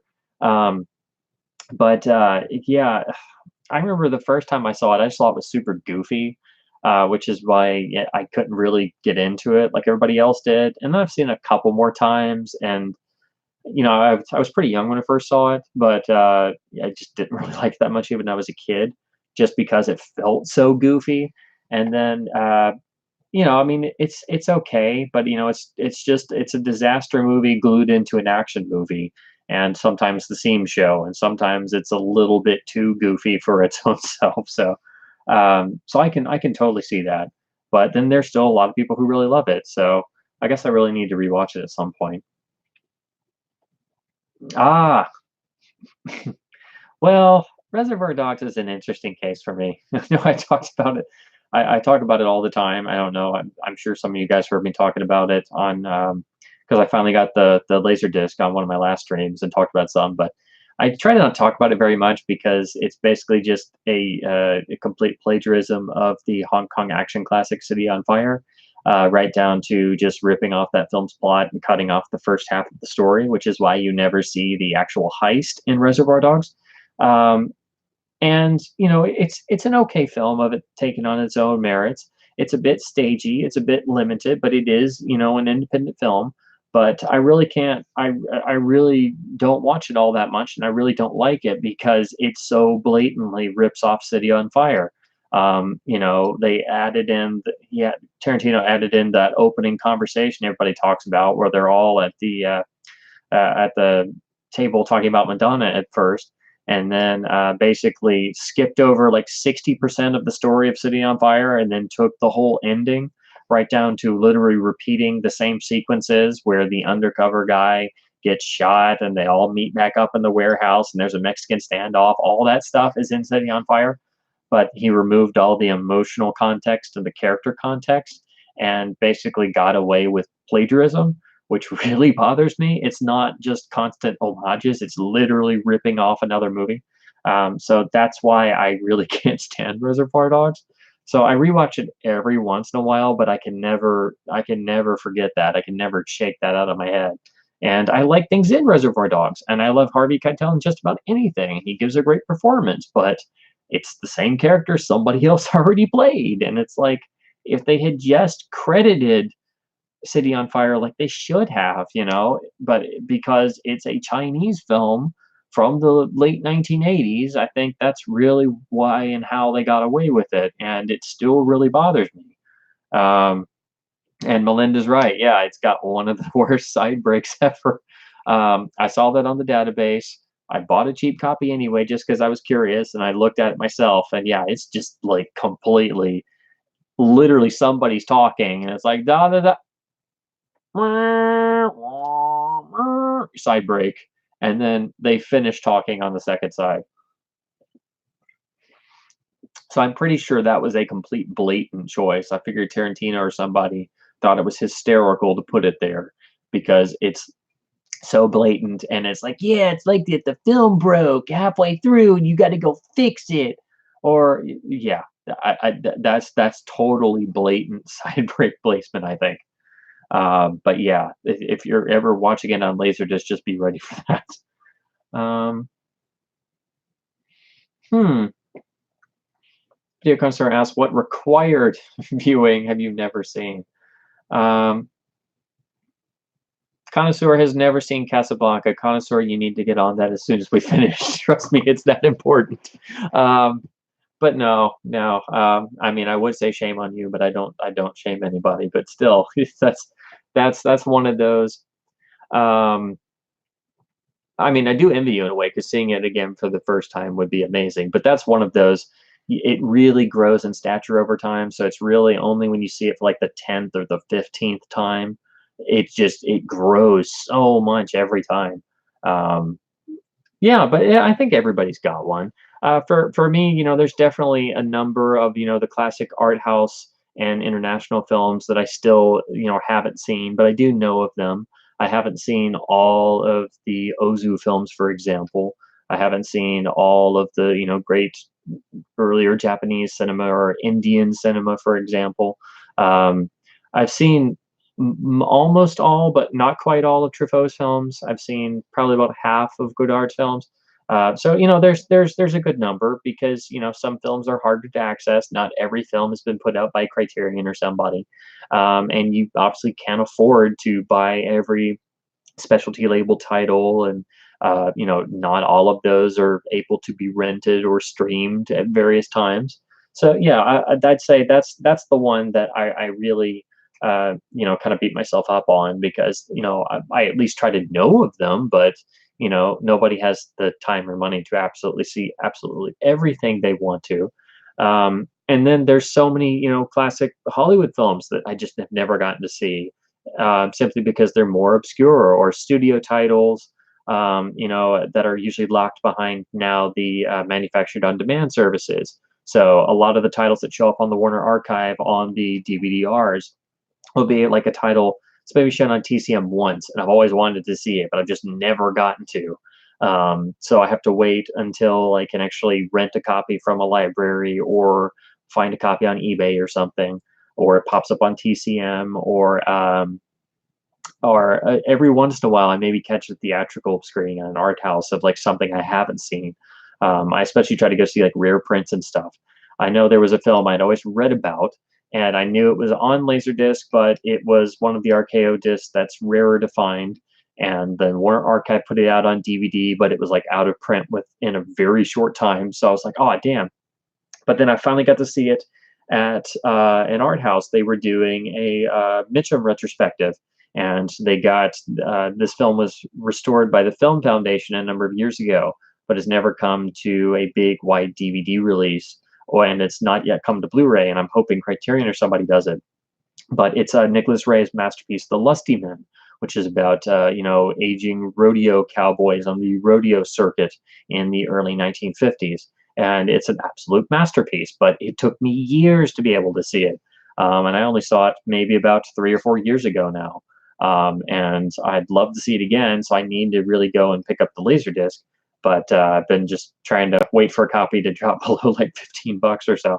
But it's a masterpiece of a film, and I always read about it, but I never got to see it because availability was just not really good.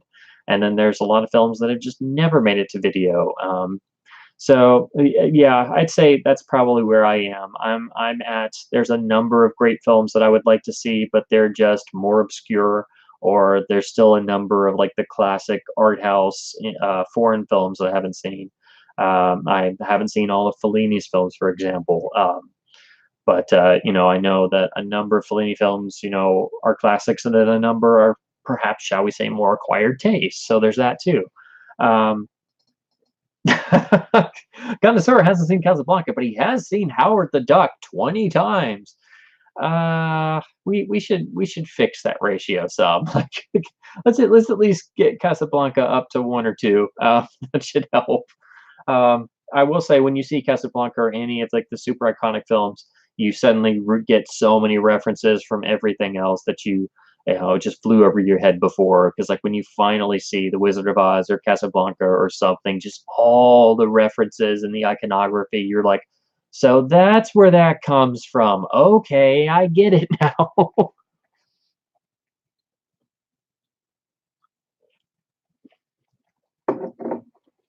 Trying to stay hydrated.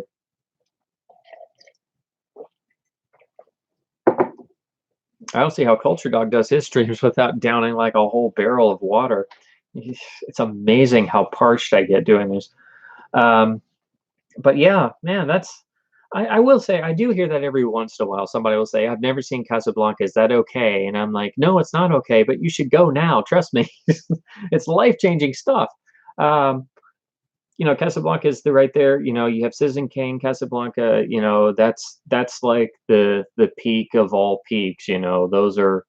Um, I would put the Maltese Falcon in there, and a number of others. But then, of course, being me, I would put like 10,000 films in there. I still drive my sisters crazy. I'll see something or I'll think of something. I'm like, oh my gosh, this would be perfect for you, and I text it to them, and they're already rolling their eyes, and they're just like, add it to the never ending list, and I'm like, okay. And then like maybe a year later, I'll get a text, hey, I saw this really great movie. It was about such and such, such and such. And I'm like, you mean the movie I told you to watch like 5 years ago? And they're like, oh. And I'm like, see, you should listen to me more often. But because, it's just their brother telling them stuff, a lot of times it's just like, eh. But anyhow, there's so much great stuff out there. But of course, now with everything being behind various streaming services, a lot of people are less willing to dig around for stuff because, oh, it should be here on my streaming service. But that doesn't mean it's going to always stay there or move to another service or um, just be pulled from streaming entirely. So again, physical media is always important. Well, there's nothing wrong with the 80s. No, I mean, I think everybody has certain periods they like, but yeah, I mean, uh, oh, Gag's saying, oh, the 80s are your weak spot in terms of haven't seens. Okay. Oh man, haven't seen Top Gun or The Goonies or Lethal Weapon or Beverly Hills Cop or Princess Bride. Okay. Um, I mean, those are all titles a lot of people love. I think I don't know. I've never been big on the Goonies like a lot of other people. I mean, I saw it when I was a kid and I thought it was okay. That was interesting that Richard Donner made it. I think there may be some stylistic elements that are sort of like the Lost Boys, but of course, it's adventure instead of horror, and it's younger kids instead of teenagers. But I think they're similar in a number of ways. But yeah, there's this whole big nostalgic thing for it. I think it's gotten kicked off with this whole '80s revival thing.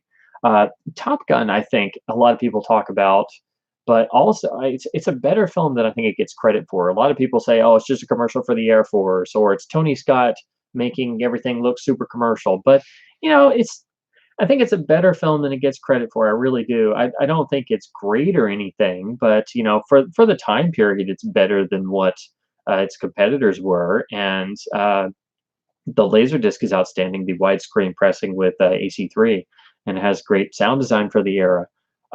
So yeah, that's an easy get the widescreen AC3 Top Gun Laserdisc for $1. It's super common and one of the great Laserdisc show-off discs. Oh man, but you definitely got to see Lethal Weapon. Lethal Weapon is a classic. It is the best of the series. It's very grounded, very dark. And I do like the sequels, but none of them quite live up to the original. I think it's equally as important as the original Die Hard for different reasons. And of course, both were produced by Joel Silver, who was like the super producer of the '80s. He basically produced everything. Princess Bride is great. It's one of those films I enjoy so much that I get so mad when it ends because I want it to go on for another couple reels. But it's a total throwback to classic swashbuckling adventure. It's got a great whimsical tone. It sort of has some fourth wall breaking, but not completely. So it's intelligent about itself. It's self-aware in a way, and I think that's what endears it so much to people.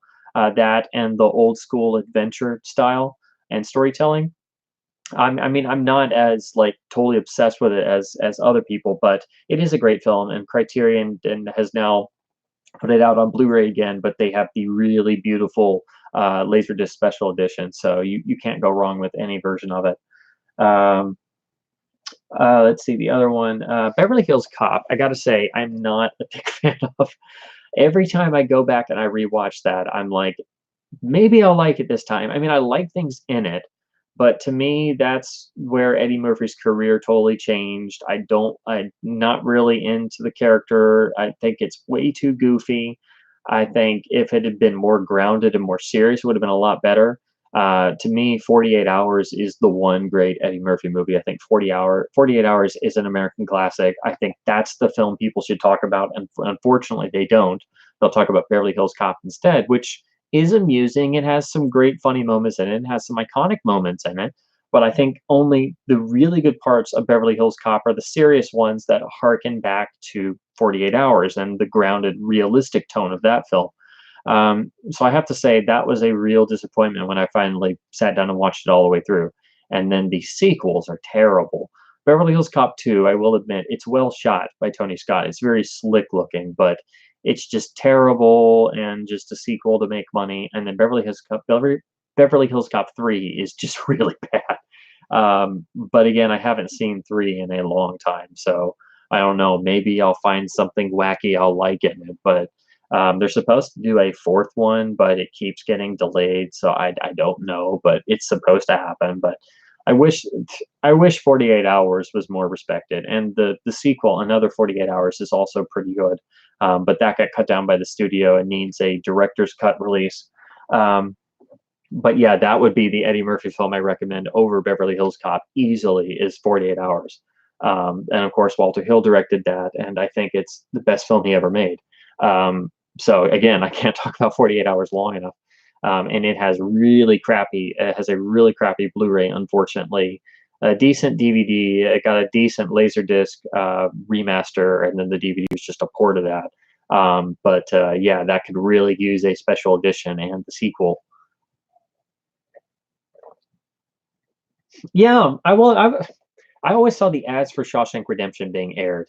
Uh, so I'm kind of in that boat with you, connoisseur, in that I didn't watch it for the longest time. I would see pieces of it. I knew it was that prison movie with Morgan Freeman and Tim Robbins, and you always saw like TNT used to play it like every other day, and they'd show the ads. And they showed him crawling out in the rain and going, yeah. And I'm like, okay, that's that prison movie. Um, and so then when I sat down and I finally watched it, I didn't realize it was, had a longer runtime and everything, and I just got sucked into it. And I'm like, okay, now I get it. That is pretty great. Okay. Um, and then on the flip side, I saw The Green Mile, and have never really liked it. Like, I'm like, it's okay, but I felt like it's way too long, and I'm like, I'd much rather rewatch The Shawshank Redemption every time because it's the better movie, it has the better story, the better focus, and maybe I'm just too cynical, but I mean, The Green Mile is okay, but it's way too long. It's like it's got much more air in it than Shawshank does. It runs a lot longer. It moves at a slower pace. It's a much smaller locale. But yeah, that's one of those where I was so happy when I finally saw one film, and I'm like, wait, how could the same guys make this film and then turn around and make Green Mile, which is like nowhere near as good, but everybody loves Green Mile, so I'm like, I don't know. But that's my own recollections on it. But yeah, it took me forever to watch Shawshank. I did finally get it on Laserdisc, and you can find a rot-free copy if you guys are looking for them. They are out there. I got lucky. I tried one, bought it locally for cheap, and I was like, maybe it's not rotted, and it actually wasn't. So I was like, okay, I'll take that. So yeah, they do exist. Um, Yeah, they are big cultural films that yeah, you're right, everybody waxes poetic about, yeah. Not Lethal Weapon as much, though. I hardly hear talk about Lethal Weapon. There was that TV remake that I really didn't care about, but, everybody will talk about Die Hard, especially talk about Die Hard being the alternative Christmas movie, but, very few talk about Lethal Weapon. They'll talk about Top Gun for, like, the aesthetic things or certain scenes or sequences, and they'll talk a lot more because they're making the Top Gun sequel. I don't know. I guess that's supposed to come out either at the end of this year or next year or something. So that'll stir everybody up again. Same thing if they do make Beverly Hills Cop 4. But yeah, Princess Bride still has a great fan base, and Criterion just reissued it on Blu-ray, so that got a lot more interest drummed up. And yeah, it seems like everybody loves the Goonies, and I'm like, okay. I mean, I saw it once or twice, and it was okay. Did I miss something? I don't know.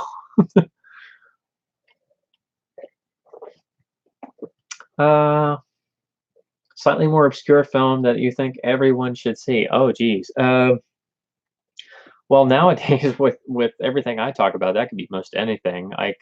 If I've talked to people before, and like they talk about romantic comedies, and I'm like, well, you really have to go all the way back to Ernst Lubitsch, who basically invented the whole concept. And you go to films like Trouble in Paradise, and it's just marvelously adult themed and everything, and it's does so many things before anybody even conceived of it. And I look at everybody else, and I get all these blank stares, and I'm like, and never mind. So. Uh, because I can even talk about films like even major films, and it's just that no one has much recollection anymore. If it's not within the main page of Netflix for streaming, and it's not from the past 15, 20 years is pushing it, it's like there's not a whole lot of recollection. So I guess usually it would have to be like on specific genres. That's where I can get like a lot of good ideas. Like somebody on the group was trying to remember who it was. Somebody on one of the Laserdisc groups was recuperating from I think a broken leg or something, and was watching a ton of classic 50s westerns and some of the really great ones. And so I was looking through, and I'm like, that's fantastic. And I'm just like, you should probably add Vera Cruz in there as well. And they were like, yeah, I've never seen that. I'm like, yeah, it's really great. It's one of the great important early 50s dark adult westerns. It's shot on location in Mexico. It was independently produced, so it's very different from a studio film, and was very influential on Sergio Leone and a whole lot of other people. And now the Blu-ray's gone out of print, so it's harder to find. But yeah, that would be one. So yeah, it would basically be like specific genres that usually kind of give me ideas. But I think most of like the big ones everybody at least knows of, even if they haven't seen them. But I guess probably my best recommendation would be look at the whole career output of a really great artist, or a really great director, or a really great actor, and like find the one obscure gem. Like I think I've learned more and enjoyed more simply by doing that, by looking at specific actor or actresses' careers, and like finding their really obscure titles or their first films, or seeing every film of a certain director, like seeing some obscure Raoul Walsh films, or even like the lesser Billy Wilder films are still great. Films like Avanti or The Fortune Cookie is a great film, hardly anybody talks about.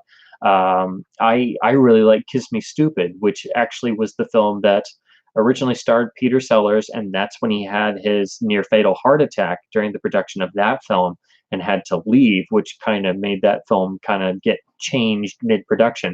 But I think it's an extraordinarily daring and very dark and very morose comedy. So it's a black and white sex comedy that's really morose and dark, and no one talks about it. And then I mean, I'm at least glad Criterion put it out, but I still think it's not seen enough. If we're talking about Billy Wilder, I think one of the most underrated films ever made, and one of the greatest films ever made, is of course Ace in the Hole, which is probably his masterpiece. This is one of the greatest films ever made, and probably the most I'd say this is the candidate for the most scathing film noir of them all. It's one of Kirk Douglas's finest performances. I cannot recommend this film highly enough. And before Criterion put this release out, it was not on video anywhere. This was one of the films I read about for years as a kid. I never got to see it. I would see stills from it, and then finally I caught it. TCM ran like some I don't know where they got the print from, but they ran it late one night, and I camped out in front of our little. We used to have a second TV in the den, and it was just like a little 20-inch CRT, and we had the little cable box hooked up to it, and I just camped out, and I had to beg my parents to stay up to see this film, and I had a blanket and a pillow there because it was a school night, but I was determined I was finally going to see this film, and it just destroyed me. I was just so blown away. Like, I was just in a daze for like the next week, and it's still that powerful. So this is one of those films that does not get talked about nearly enough. Again, I think if you had to choose one film that Billy Wilder made, you'd be hard pressed to not choose Ace in the Hole. Like, it's right up there with Double Indemnity in the Apartment and Sunset Boulevard, but I think this is the one that takes it for me. It is just scathing, hysterically bleak, just one of the great American films, period, and not for the faint-hearted at all. But yeah, that would be an example right there of total recommendation of an underrated film. But again, I would say just follow a director or producer or actor or actress that you really like, and just watch everything you can that they ever did, particularly the greats. There's still I still need to see more William Wyler films. I need to see more of a lot of the old guard. Like, there's still a number of Robert Wise films I haven't seen. There's still a number of especially like the guys who were real journeymen, who really just did everything, every genre, every type, and who lasted for a long time. And then, of course, I think everybody should see every Hitchcock film, every Ford film, every film Orson Welles actually got to finish. I don't think you can go wrong there, or see every Carol Reed film, but that's where I'd say start. That I think gives you the best overview and really introduces you to completely different things. So it's a bit of a long-winded answer. Yeah, I know. Movies should have been left alone, which weren't. RoboCop, the remake, was horrible. Yeah, they should have just left it alone. Yeah, that's one. And they're not technically remaking the Terminator, but they keep churning out these random sequels that are also reboots every once in a while. Yeah, there are some. The big one now is the ongoing, in progress remake of The Wild Bunch, which is just insanity. Because it's just there's no reason to remake it. There's no reason at all. All you have to do is do a theatrical reissue, and you'd still blow people away if you could get them into the theater. That film has not dated one bit, and all of the inherent emotion, high emotion of the late 1960s counterculture that's caught in The Wild Bunch would still really resonates today in 2019. So that's the ones that really get me. They've done Casablanca remakes in a way. Like, there was the film Havana with Robert Redford that was basically a Casablanca remake. That's the ones where I'm just like, oh, it just like stabbed me in the chest. Why would you do that? There is no need, no reason. I will say, at least if they try something different, if they try to bring something new to the table, then maybe. But I mean, we all know we don't need remakes of certain things, so let's just not go to them, and maybe they'll get the message eventually. But yeah, they haven't gotten it yet, unfortunately. Yeah, 48 Hours did essentially, if you had to point to any one film that started the buddy cop genre, it's pretty much 48 Hours. But yeah, you're exactly right in that it's so gritty and so antithetical of the genre that it literally starts with two guys that actually want to kill each other. It's not they don't get along. They literally have a bare knuckle fist fight about a third of the way into the movie in a back alley. And they literally beat each other up, but they haven't even known each other that long. So, and I love that movie for the fact that it doesn't shortchange either character. It doesn't force them to have a happy ending, doesn't force them to like each other. They're put in this situation. It's, they have a set amount of time. They're completely different. It's like oil and water, and they found a way to make it believable and to give them a story arc that actually works and makes sense. And the first Lethal Weapon does that in the same way and does it in its own way and doesn't copy the same formula, but it's still in the same genre of sorts. So, and that is the textbook way to make that work. So again, I can't. I think 48 Hours is great, and I think it is supremely underrated. Um, yeah, for TCM on the 4th of July, I think they did. Yeah, I don't think I looked at it either. I know I did on Memorial Day. They had some pretty decent ones, but usually on like the big days and the big holidays, they'll do like um, the more obscure ones will be like in the wee hours of the morning, and then do like the primetime ones. They do like the more obvious ones, like Memorial Day. They were running. They did Glory at 7 o'clock, and then I think on 4th of July. I don't know. I can't remember if I looked at it, but I'm sure it was stuff like Longest Day and I mean, I'm sure they should have run Best Years of Our Lives. So it's probably Best Years of Our Lives, From Here to Eternity, Longest Day. Um, I mean, Longest Day is too long for its own good. It is star-studded, but it kind of, it's a super production. It's less of a movie, it's more of a super production. Um, I think probably Best Years of Our Lives and From Here to Eternity are right up there. I think Best Years of Our Lives is probably the best World War II film of the 40s because it deals with the aftermath so perfectly of all of the returning servicemen and is just really, really emotionally drawn, as is From Here to Eternity. So I think you couldn't exactly do a straight war film, and if you did, it would have to be about a specific thing, like all of the great submarine films, or all of the Navy films, or the air films. So you have 30 Seconds Over Tokyo, or Action in the North Atlantic, or films that were about other fronts but were about World War II, like Objective Burma, or things like that. So I think they kind of do a mix, but they usually do like the more well-known films in the primetime hours. Um, oh, Come Sir, watch Imitation of Life. Okay. Oh, the 50s remake. Yeah. I don't know if I've ever seen the original all the way through. I know they eventually packaged them together. I know I've seen part of the original and I've seen the color remake, but I really need to just go watch both of them again. Um, and even though they do get a little bit on the sort of what they used to call the weepy side, or they're a little bit soap opera-y. The Douglas Sirk films of the 50s, they really do have stylistic power, I think. I used to think, I'd read the synopsis as a kid, and I'm like, oh, well, that's too silly, or that's too much like a soap opera. That can't be interesting, so I would just never watch it.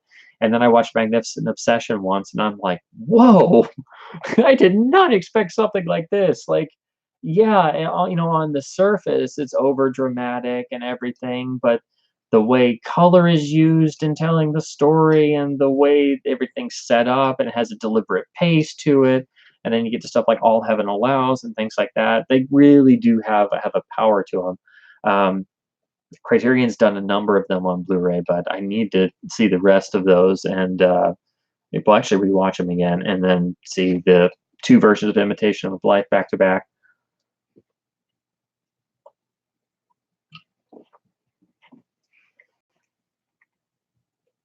Pete's a big Lethal Weapon 1 fan. Yeah, I still think I think it's underrated because I don't think it's talked about enough. You never hear it anymore, and you know, Mel and Danny are still around. We could still do Lethal 5. Like, it's a thing. Like, I would love to see Lethal Weapon 5 get Shane Black back in the writer's chair, make it more grounded. They don't have to be super cops, but actually, if it had a point and a reason for being, I think it could be really great. But that's a real long shot there. I think when he basically got axed in the middle of Lethal Weapon 2 when he wanted to have the really dark ending, and they just wouldn't do it, so he left. And then you get the much brighter tone of Lethal Weapon 3, which, I mean, it's not bad, but it really just is, it just lags behind the first two. And then 4, I used to like better than 3, but they gave everybody a super happy ending, and it's just a little forced. So I wish that we could get a Lethal Weapon 5 to really just give him like a good, proper send off. But yeah, basically for Lethal Weapon, it's the first two, kind of like how Die Hard, the first two are a lot darker. They're in the same universe, and I know everybody makes fun of Die Hard 2 for basically just remaking the first one, but after the first two for both series, it was like they changed up the tone of them, so it really wasn't the same, I would argue at least. But yeah, I still think Lethal Weapon 1 is a classic and just as good as Die Hard for different but similar reasons. Yes, definitely, Jack. Check out Ace in the Hole. It is absolutely fantastic, and like I said, it is a blistering film. The societal criticism in there, the criticism of mass media. This film is like 50 years ahead of its time in predicting the mass media frenzy around a particular story, and it bombed on its original release. Everyone hated it because it was so dark, and so eventually they released it under a different title. They retitled it The Big Carnival and tried to put it out a couple months later to try and fool people into actually going and seeing it, but that didn't work. So then after that, it was such a failure that Billy Wilder basically kind of backpedaled and started making more overt comedies.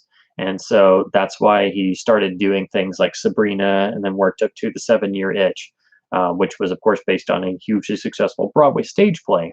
Um, and he really didn't get back to anything ostensibly dark until probably The Apartment in 1960, which, that is ostensibly a comedy, but it's very dark, very gritty, and very, grounded in a reality. But yeah, that. It is a staggering piece of work, Ace in the Hole. So yeah, I cannot recommend that highly enough. Um, Pete is a Goonie. Okay, I definitely have to rewatch it then. I haven't watched it in years, but yeah, I just remember everybody all of a sudden being like, "It's the greatest thing ever," and people wearing Goonie shirts and Goonies lunch boxes all over again. I'm like, okay, I didn't know it had that big of a following. All right. Um, let's see. Next is, oh yeah, they remade Papillon. Yeah, that was like I think that was not even a year ago. It was like a year or two ago or something. But yeah, it's like, why bother? Um, I guess maybe they could try and be, I don't know. I mean, you always have to change things for dramatization. So if you wanted to make something more historically accurate, I guess, but I mean, you would just make it drier. Yeah, I'm just trying to think of like the things that would be terrible as remakes that they haven't even thought of yet. Like, it's like eventually, they're gonna run out of comic characters to do, so they're gonna do like the most obscure random comic book characters. Well, what if they run out of remake material? So they remake. Uh, I mean, wouldn't it be really weird if some studio actually remade an Ed Wood film? Like if a major studio remade Plan 9 from Outer Space because people know about it. It's a cult movie. Let's remake it. That's what we'll do. I mean, somebody would try it. I mean, I shouldn't have said that. I'm going to give them ideas, but um, or yeah, Attack of the Killer Tomatoes. Like, if you're going to remake everything, why not remake something ultra cheap, ultra terrible? That has a cult following. And I shouldn't say that again because I'm going to give them ideas. I can see it now. Dwayne the Rock Johnson in Plan 10 from Outer Space. Uh, I shouldn't give them ideas. All right. Have a good one, connoisseur. Thanks for hanging out. Yeah, I hope you enjoy Ace in the Hole. Thanks. Uh, okay, let's see. Melinda asks. Oh, okay. Yeah. In terms of book collecting, I mean, it's pretty much just a few series that I've been working on. I know I talked some last time about I've been collecting Hardy Boys since I was a kid, and the same with Three Investigators. So those are the two book series that I still work on, just collecting numbers, books that I'm missing. And with the Hardy Boys, at least with the Three Investigators, you only have the main series. And then I found most of those Crime Busters spinoff books from the late 80s. But with the Hardy Boys, there's at least, 5 or 6 different series to collect. And so there's the original books, there's the digest books that start from book 59 and go onward that were done in the late 70s, early 80s. There's the case files, which I've almost finished. I'm only about 5 shy of the case files, which were the paperbacks for older readers with the darker stories and stuff. And then there's a number of more modern series, which I picked up some, but they're really too modernized. They're not really like the original books. So I guess what I'd have to focus on next is collecting all of the original texts of the first 38 books of the Hardy Boys that were rewritten. So basically, it's just an ongoing thing with those. So yeah, basically, it's the Hardy Boys and the Three Investigators. Those are the 2 series that I specifically collect. Basically, everything else, I collected all of the James Bond novels and then all of the continuation novels. And then every once in a while, I find a nice edition that I'm missing, or different hardbacks and things. So I every once in a while add to that. But it's primarily I primarily finish those. And just anytime they do a new book, I buy a copy to add it to the Bond shelf. But outside of those, I primarily am just buying, nonfiction books on motion pictures and film and biographies, and just various, classic literature paperbacks, stuff like that. I do like a lot. I do collect a number of movie tie-in paperbacks because I've always loved those. So I've gotten all the ones of the Batman films, for example, the 3 Indiana Jones books and the Star Wars books, and some of the Star Trek ones, things like that. Oh, I should mention the other thing that I actually do collect that I forgot to mention is Star Wars. I do have most of the expanded universe novels and junior novels and things. I'm not fully complete because there are a ton of them. So I've got to finally finish that. Of course, Disney killed all that off when they bought the franchise. But I still love the expanded universe, still reread them, and I think I'd say I'm probably about 75% complete on that because there are so many. So I missed out on a number of the more modern books that were like set in the Old Republic and stuff like that. So I've got to pick some of those up finally. Need to complete my expanded universe shelf. I did put them in the timeline order. It's kind of gotten a little out of whack because I don't know if it's obvious. I'm kind of out of shelf space everywhere. So every shelf has like 4 or 5 different things cramped in it. But I would like to just have all of my Star Wars EU in timeline order on one specific shelf. I was doing that, but I ran out of space. So that's primarily where I'm at on book collecting. So it's pretty much only specific books that I'm looking for those 2 or 3 series that I still collect. But other than that, it's like just particular film books I'm looking for, or just if I come across cheap ones in a bookstore that look interesting. And then I buy too many, and then I don't have any space left because I'm a genius that way. But yeah, that's. Oh wow, okay. Kate says, "What are your favorite favorite literature and books about movies?" Oh boy, that's a loaded question. Well, I guess the easiest thing would probably be because you could just start naming off like the classics, so I guess the easiest thing would probably be authors.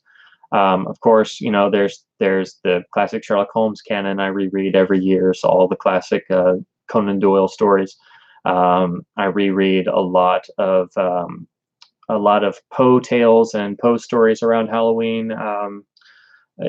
Usually every year, just because it always feels like the right time. So and just classic literature in general. I try to get, you know, a good reference of different things. So I started when I was a kid. I would just read anything that was supposedly classic literature I could get my hands on, whether I liked it or not. Um, my favorite authors are, of course, Ian Fleming, and non-serious is Raymond Chandler, who I think is one of the greatest writers of all time. And the Marlowe novels are my just about my favorite books, period, that Chandler wrote. I mean, they're just wonderful, incredible pieces of work. And I do love hard-boiled classic fiction. So, you know, the important Dashiell Hammett novels, you know, James M. Cain, Jim Thompson, and Chandler, of course, and everybody in that so-called hard-boiled school. Um, and then, of course, classic spy novels. So, you know, like, of course, Licarius, The Spy Who Came In From the Cold is one of my favorites. And I do love the original Bourne Identity novel, which is much better and totally different to the films.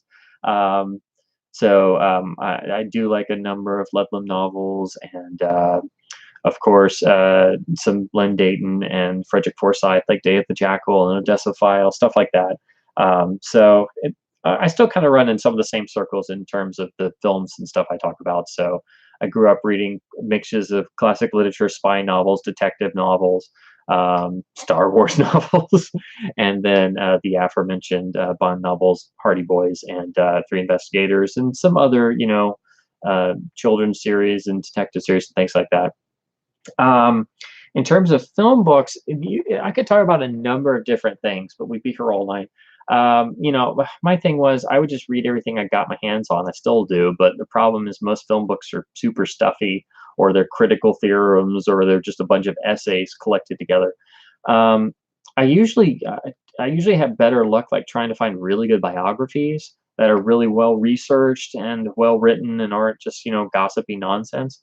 Um, there are a number of pretty good film books nowadays. Um, there's a couple on Bond that are pretty good. The Some Kind of Hero book is the best overall book on the Bond film series, and it has very extensive information, and you can read that. It also gathers in a lot of information from other sources, so you can read that and not have to read dozens of other books and commentaries like I did.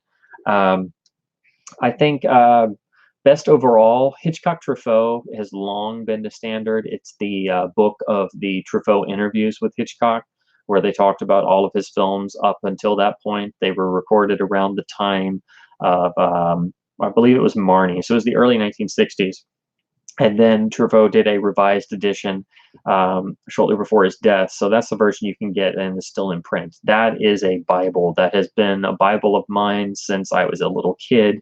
You can learn more from that one book than you can an entire year of university courses. It's just literally like being a fly on the wall with two just incredible people sitting in a room talking with an interpreter, of course.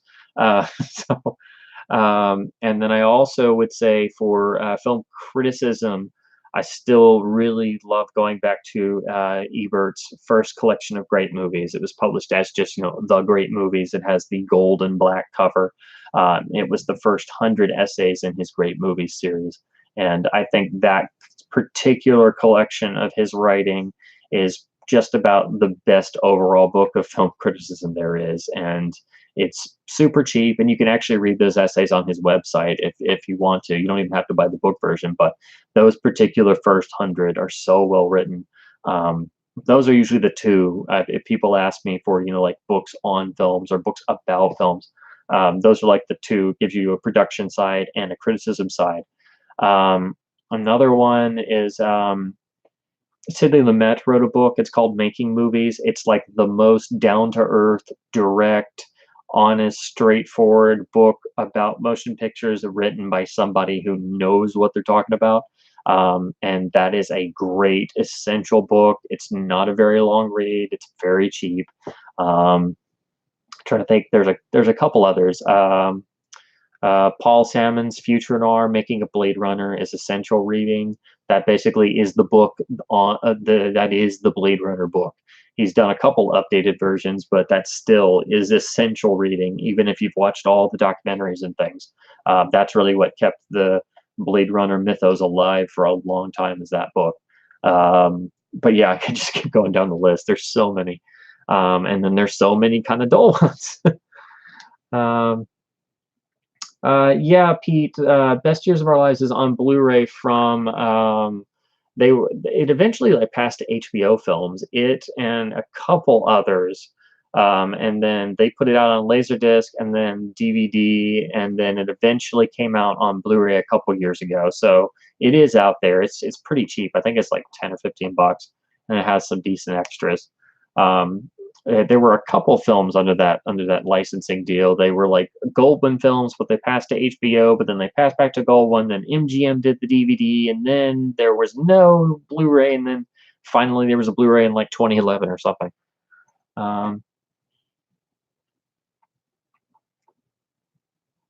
Oh, Melinda, the Three Investigators, the original books, they go to, I think it's 43. Yeah, it's like 43 for the original series, which I think I have, because they started out as hardbacks and eventually switched to all paperback. And so I have like a mixture of hardback and paperback on those. I think I have about 15 or so, maybe 15 or 20 of the original 43. Some I have in both paperback and hardback, of course. I've never actually sat down and made a list of all the ones I still need. And then the 11 Crime Busters books were written in the late 80s. Those are the more mature audiences ones. That's what I found at the bookstore recently. And on those, I'm actually missing 3 of them. I'm missing number 1, 2, and 10, I believe, is the other one. I didn't realize the one I had was one I bought, so I now have 2 copies of number 9. But yeah, there's those, and then there's also, because collecting can't be that easy, there's also, I think there's 4 of them. They did 4 Find Your Own Fate books, which are pretty hard to find. They're choose your own adventures, essentially, starring the 3 investigators. And I've read one of them before, but I know like they're really difficult to find. So that's still going to take me a while. But yeah, they usually, people will buy the 3 investigators, especially the hardbacks. The original hardbacks are the ones that go for a lot of money, especially. And every time I see them pop up on eBay, I'm like, well, if they're really cheap, they're going to go up by the end, and then sure enough, they do, because they're really difficult to find, and especially the hardbacks carry the most collectability, and it's hard to find them in good shape, let alone find them at all. Oh, geez, Pete, I'm not surprised. There already was another Planet Night movie. Oh, crap. Yeah, I'm not surprised. Why would anybody do that? Oh yeah, Jack, I forgot. Yeah, the '88 TV version of Born Identity. That is a interesting thing. I checked it out from the library once because I was like, I had to see how, if it was any good, and it's surprisingly a pretty faithful adaptation of the novel into a 3-hour, TV movie of the week format. It's a lot more faithful than the eventual film version. It's not perfect, but they did a hell of a job in condensing, a completely labyrinth book into 3 hours. I never got it on DVD, and then it went out of print, so I haven't looked. I've wanted to rewatch it for a good while now, but I know the DVD went out of print. It was just in like a snapper case from Warner Brothers. I'll have to look that up. I don't know if the prices fell, but I know for a while there they jumped up so much that I was like, well, there goes that one. But yeah, that's an interesting TV movie. It's much better than most people realize. I have not read MASH, I have to admit. Haven't seen the Altman film in a while. I need to rewatch that. And then I saw a lot of the series again because my sister somehow got hooked on it. She's much younger than I am, but she somehow got hooked on the original MASH series. So I got her the series box set. So I watched a number of episodes with her. But I haven't actually read anything on it, so I guess I'll have to do that. I know I read Catch-22 a long time ago, and then of course saw the film version, and now there's the new series version with George Clooney. So then I'm like, well, maybe I should go back and reread the book. I haven't read it since the first time. Um,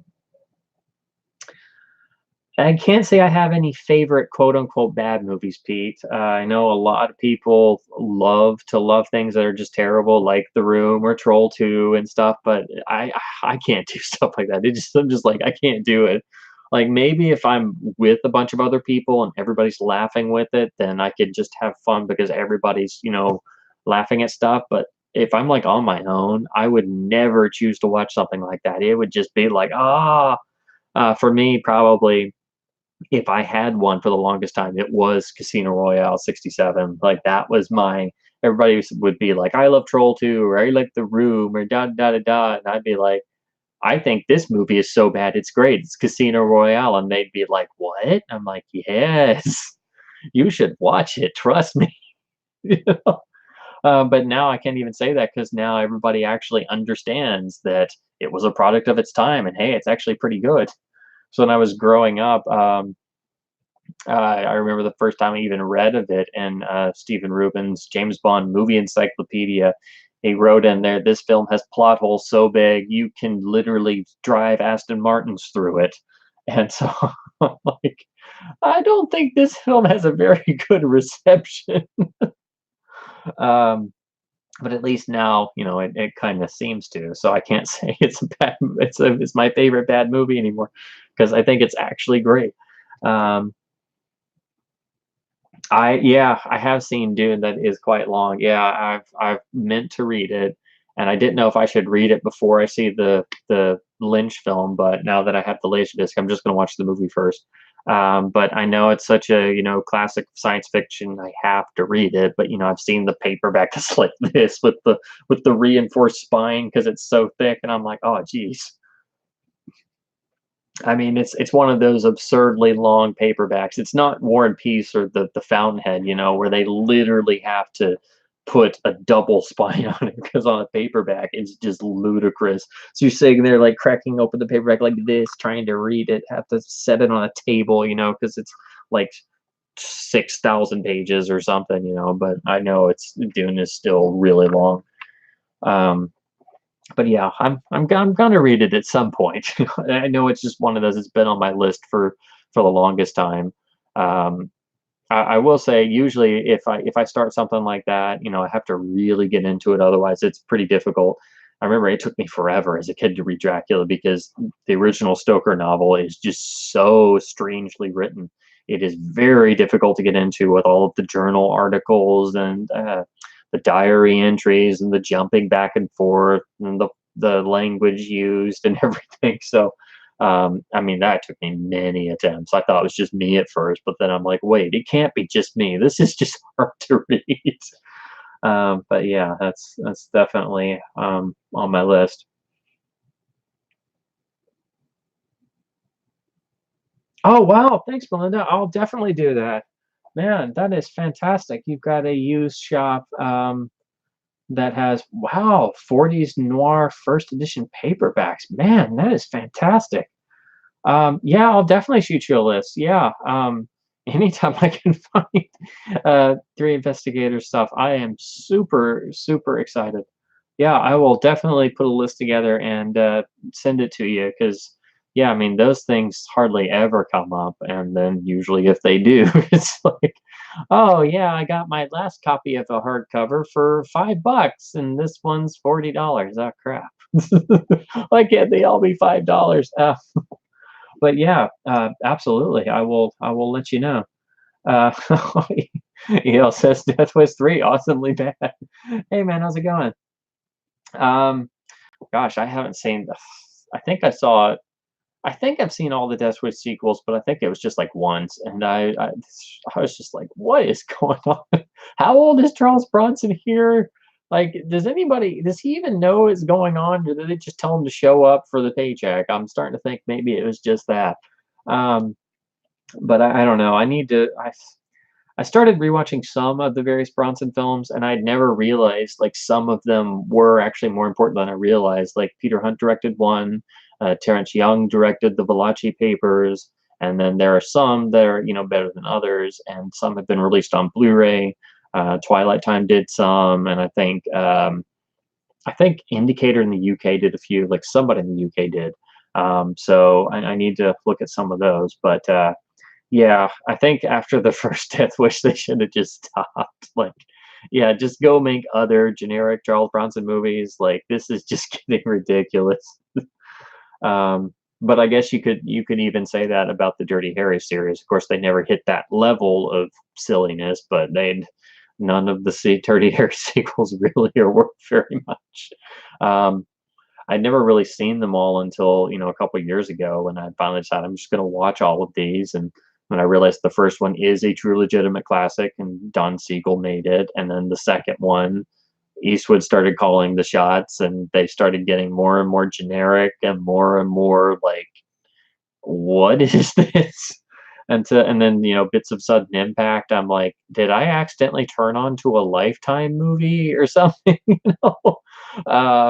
Yeah, like I don't know who thought that was a good idea, but yeah, I definitely think the first Death Wish, has interesting intellectual content and has an actual point, and then kind of after that it kind of just disappeared.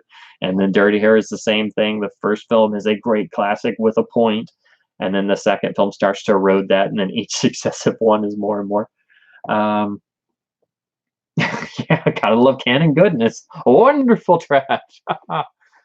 So many, so many just, I mean, you could call it schlock, but honestly, most canon films, they have such a low budget inherent charm that you gotta love some of them. In a way, yep. Sega canon has been brought up. In a way, I think it's sort of I think it's sort of akin to American International Pictures in the late 60s, early 70s, and of course the Roger Corman films, because Corman was making films for them for a significant time. So used to, if you said an AIP film, people knew what you were talking about.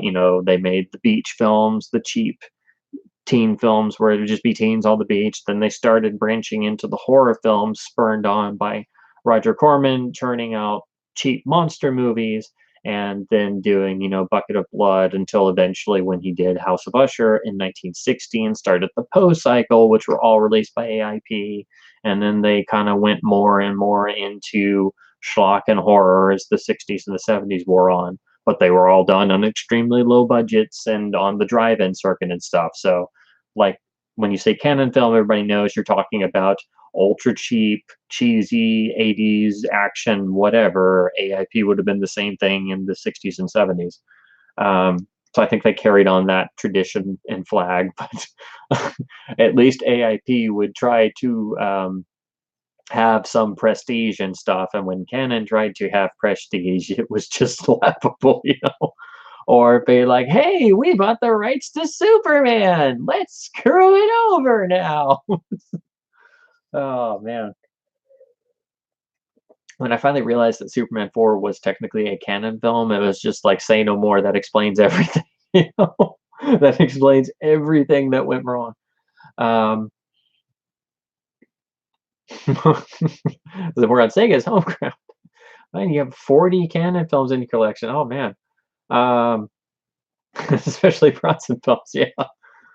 Oh my gosh, yeah. I will admit, I've seen a number of canon films, and I know about a number of them. But I guess one day I need to just sit down and watch as many as I can get my hands on, just to finally say I did. Because, man, sometimes they just go just. They may be low budget, but they go a bit bonzo from time to time. Oh man. And then there's so many that, have the same, like all the Bronson ones, you start to blend them together. Like, which Chuck Norris movie is this? Oh, is that the one where, oh, wait, no, that's that other one. Okay.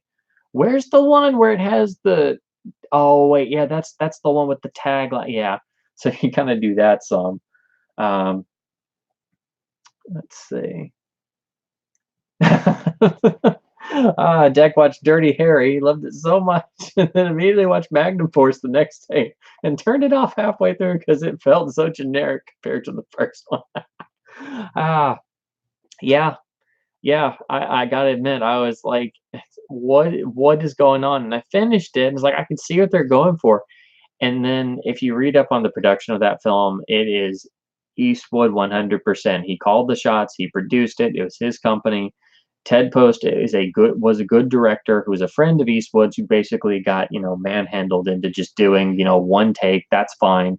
Because, it was Clint Eastwood's movie. He produced it and he basically had control of all the other ones. And he's very much of the mindset that one take is fine. My fans don't care, which is what he actually tells people. Um, and that's why I think that only when, there's somebody there to, pull him out of the doldrums and say, hey, we should do a second take, or we need to do something better, or we need to jazz this scene up. I think that's when stuff really works. And if you look at everything, his entire career, that's what's happened. Uh, I mean, Ted Post did direct Eastwood earlier. He directed him on episodes of Rawhide. That's where they became friends. And then he directed his first American Western after The Good, the Bad, and the Ugly, which was Hang 'em High. And admittedly, that's a lower budgeted film. It kind of has a TV feel to it, but that's partly because it was low budget and it was not expected to do a whole lot. And it was sort of trying to be like an Italian Western in a way. Like there are a couple shots in there that are a bit grittier. But yeah, Ted Post basically kind of got screwed on Magnum Force if you read into it. And then everybody would just tell him for a good number of years after that, oh, Magnum Force kind of sucked. You did a bad job. And he's like, it wasn't me. you know? So he kind of got saddled with that. Um, but yeah, once you understand that it's like why only the first Dirty Harry is really the good one because Don Siegel made it, and Don Siegel was a great director and is one of the great underrated American directors, and could do just about anything. And then right after Dirty Harry, I think it was in '73, so it was the same year as Magnum Force. He went and did a really stupendous crime thriller called Charlie Varick with Walter Matthau, and that film wipes the floor with Magnum Force. So if you want a great early '70s gritty crime thriller, try Charlie Varick.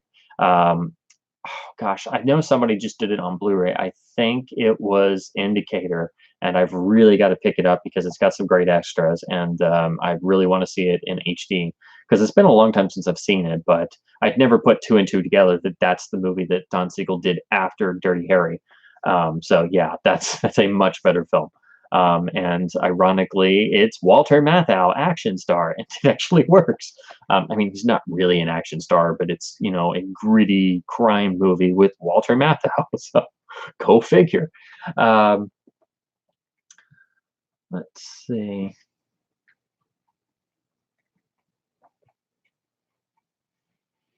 Uh, Missing in Action 2 is really a good film. The only thing that hampers it is Chuck Norris's lack of acting ability. um, Yeah, there's a number of the Norris films, and I know I talked before about the few Steven Seagal films that are really good because of who wrote or directed it.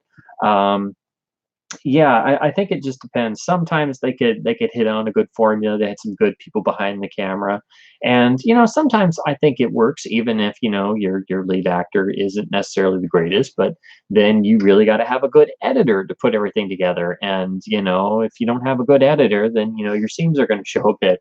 Um, but I guess I kind of go into anything with one of the big '80s action guys. I kind of go into it knowing they're not going to be able to pull off a scene of Shakespearean tragedy. So you know that going in, but at the same time, they have enough, on screen presence that they can carry off, most anything. So yeah, I think a number of those are better than the rest. So you could probably pick out the cream of the crop of canon films pretty easily. I need to find that at some point. But yeah, the missing in actions, and then oh yeah, like Melinda points out, canon films are great. Where else will you get Chuck Norris, Bloodsport, and Mannequin? It's like, oh yeah, that slots right in there. Got to have one for the girls, right? Actually, I think Mannequin would have done better at the box office if all of a sudden the said Mannequin would have pulled out a giant chain machine gun to then have an action sequence. I'm sure that would have, added to the box office receipts. They could have put it on the poster. Then it really would have been a canon film. So, um, oh, 4K. 4K just finished Missouri Breaks. Oh yeah, that is a completely out there. That's like one of the more art house westerns of the 60s and 70s. Like it started one way, and then you had Brando on set, and things didn't exactly go to plan, and then you had Nicholson in there, and they both did some of their own stuff. So it's really strange. I'll admit I haven't seen it in a long while, but it's one of those. It kind of fits in. Like there's a number of more. Um, yeah, I mean, a lot of them are more obscure, but they're usually called like the art house western. So stuff like Missouri Breaks or Ride the Whirlwind, or there's a number of those that are more for the, for lack of a better term, the art house or arty crowd. But yeah, it is a strange film, and it seems like a lot of the Brando stuff from the '60s kind of had that quality to it. Like, if you've ever seen the '62 Mutiny on the Bounty, which was pretty notorious for not being financially successful, and a lot of people say it's not very good. Um, but it kind of has some of that strange quality, or like Reflections in a Golden Eye is another one that's a really interesting film, but sort of has this weird. Um, I don't know if I'd say improvisational at times, but it has this strange innate quality to it, and it seems like Brando was after something during the '60s. But and One Eye Jacks is the other one, where he actually wound up directing it, and it took forever, and it is a strange western. But it's like I don't exactly know if Brando knew what he was after, but he was after something in the '60s. But yeah, I really need to rewatch that now. I think it's Missouri Breaks is on Blu-ray now. I think it's a Kino title. I think I'm right in that, but I think it's out on Blu-ray. Um, Death Wish 4 and Superman 4. Yeah. Um, yeah, and yeah, Pete points out J. Lee Thompson, director of Guns of Navarone, wound up directing many Charles Bronson films, including Death Wish 4. It's like I didn't even realize at first that, until I was actually watching it properly for the first time, that the person who directed Superman 4 was Sidney J. Furie, who directed The Ipcress File, which I think is one of the best films ever made. And then J. Lee Thompson directed Guns of Navarone, wound up then later went on to make Cape Fear in 1962, and was a very good director, and then wound up doing the final two original Planet of the Apes films. And I think Conquest is actually a great film, and I think Battle for the Planet of the Apes gets a bum rap. And especially if you see the full version, it's a lot better, considering they had a budget of like used chewing gum to make that movie. But yeah, eventually everybody had to wind up making these low budget, cheap films, because apparently that's where the work was. And even when you had great, journeyman directors of the '60s and '70s, or especially a lot of British directors, like I said before, I never realized that both Peter Hunt and Terrence Young each made a Charles Bronson film. And I was like, what? And I didn't realize that Guy Hamilton was the person who had done the Remo Williams film. And that's kind of where it seemed like a lot of these guys wound up making their last films, before they eventually retired. Because, they're all getting older, and they weren't getting the top jobs and stuff, and you have to go to where the work is. Um, Death Wish 4 is a piece of art up there with Roman Holiday. Oh my God.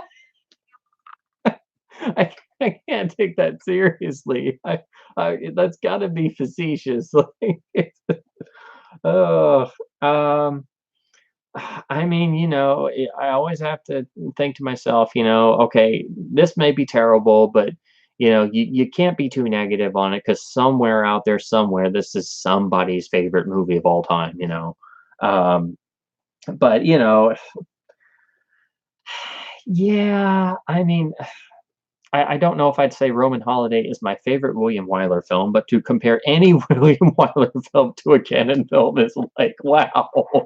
Uh, I mean, I certainly don't think Wyler is properly respected in this day and age. And if you ask 10 cinephiles about William Wyler, the sad fact is, like, maybe 8 or 9 out of 10 would just give you a blank face, and then you're just like, pardon me while I go put my head through this wall.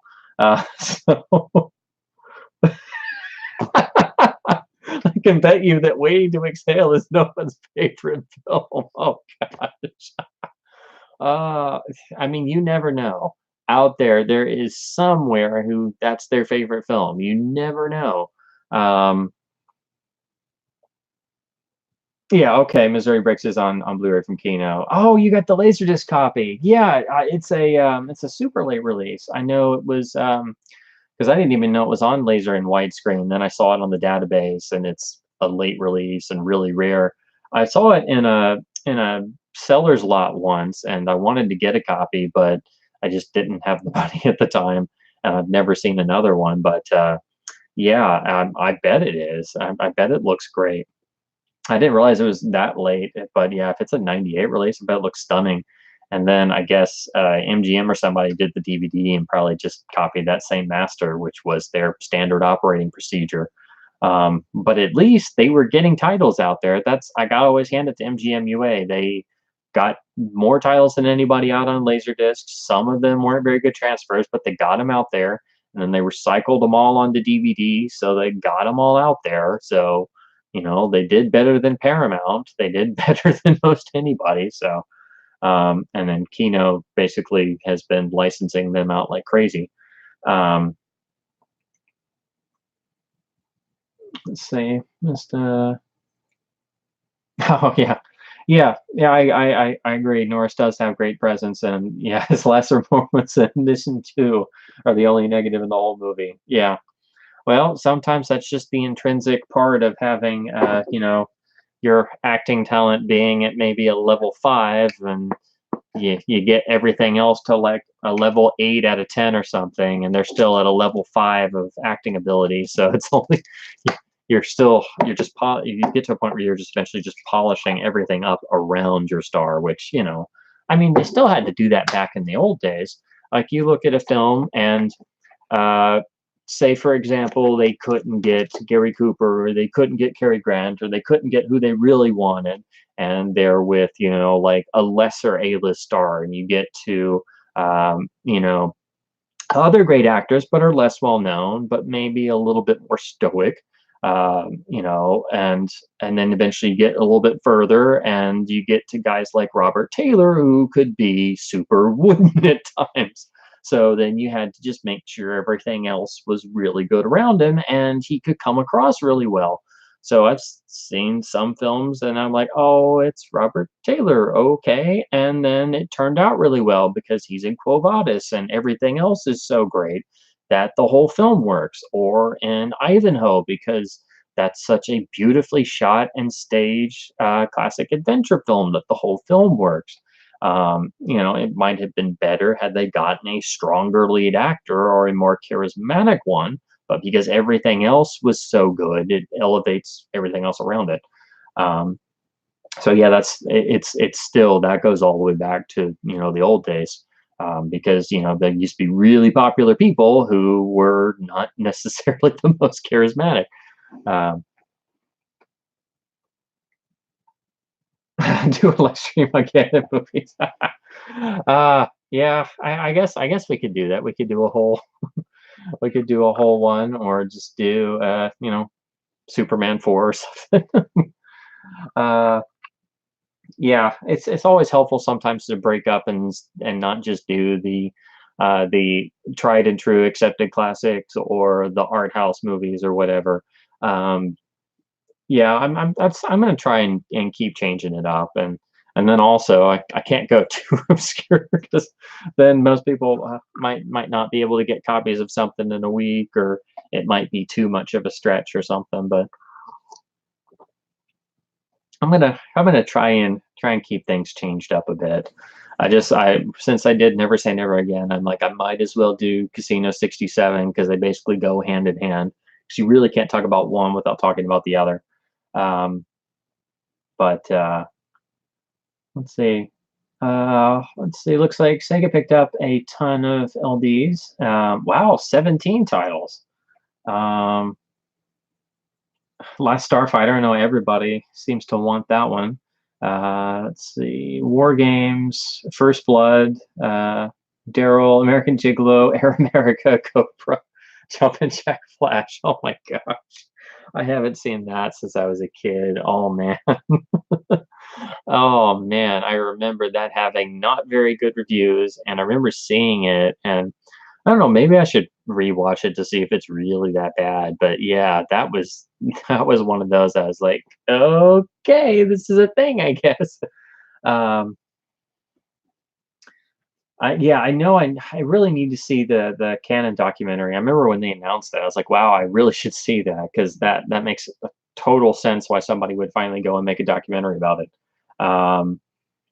So yeah, I definitely need to do that. And oh, thank you. Yeah. Yeah, I know that's I primarily talk about the classics more than anything. Um, primarily because I don't think they're talked about enough. And you know, people talk about the same five or six over and over again. So, and I could talk about those all day long, just like everybody else. But I'm like, you realize there's some more stuff here, right? You know, it isn't just the ones Criterion has done, and there's more there. Um, let's see. There is a Canon release on Criterion from Cassavetes. Really? That's interesting. I did not know that. Talking about First Blood and transfers. I have to say I only have the widescreen First Blood. I haven't gotten Rambo 2 and 3 yet. Unfortunately, when I did find them locally, it was one of those where I walked up and they had put them out and somebody was walking off with two of them, and I'm like, oh crap, really? So I missed it by a few minutes, but I did get the first one. And the transfer on it is pretty good, but everybody says the audio channels are flipped for the left and right, which I didn't really notice a whole lot of difference, but apparently that is the one issue with First Blood on the widescreen Laserdisc. Um, I saw it on DVD, of course, and it looked pretty much the same. Had a bunch of audio remixes and other stuff, and then the Blu-ray looked like an upgrade of the DVD, looked the same ostensibly as the Laserdisc, and then I picked up the German Trilogy set, which had a better encode. It was done a couple years later. I think somebody had traded it into the local shop because they got in the 4Ks. But the reason why I picked that up finally is I looked at the screen captures of the 4K discs and I just didn't like the color on them. They were done by that same lovely Italian studio, the La Cinema Immagine di Ritrovata. I know I have totally butchered pronouncing that, but it's the same guys behind the Leone fiascos and the teal and the yellow, and they just messed up the 4K transfers for the first two police stories with the bad color timing. And I just didn't like what I was seeing on the screen captures of the 4K releases. Um, and I'm not really a big fan of 2 and 3 anyway, so I'm really only interested in First Blood. But I just didn't like the color timing, so I just decided I was just gonna look for the European remastered Blu-rays, which had the better encode on them. And then I found the German set of all three, so I just did that. So I have the Laserdisc of First Blood, and I have the German Trilogy Blu-ray. Um, and I guess they'll probably do a new box set once the new fifth film comes out with all the 4Ks in one box. But yeah, I think I just it seemed like there was a little bit of teal creeping in on the 4K master and some stuff like that, and I was just like, yeah, no.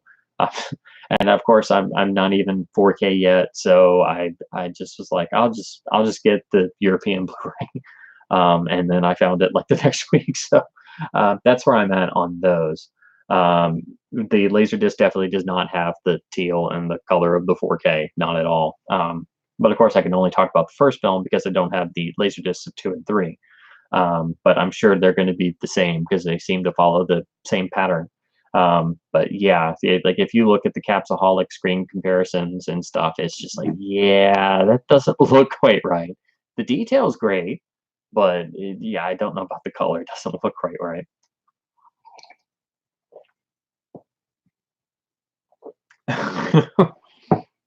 It's like it's gonna be lactose intolerant after all that cheesiness. Oh, cool. The Canon doc is on YouTube. Okay, I will definitely watch that this week then. Um, yeah, I know. Sam does. Culture Dog does a number of Criterions, but does a lot of horror stuff and a lot of the Scream Factory and cult titles and such. So I know that's he's definitely more on that spectrum of things than I am. Usually, if I see the announcements, I'm just looking at the classics. So I get excited when you know, Scream Factory announces they're doing another Hammer title. It's like 5 80s schlock horror films and then like 2 Hammer titles. I'm like, yes. So, and then I have to somehow wait till I can afford them. So I get excited, they come out, and then I have to wait till I can afford them.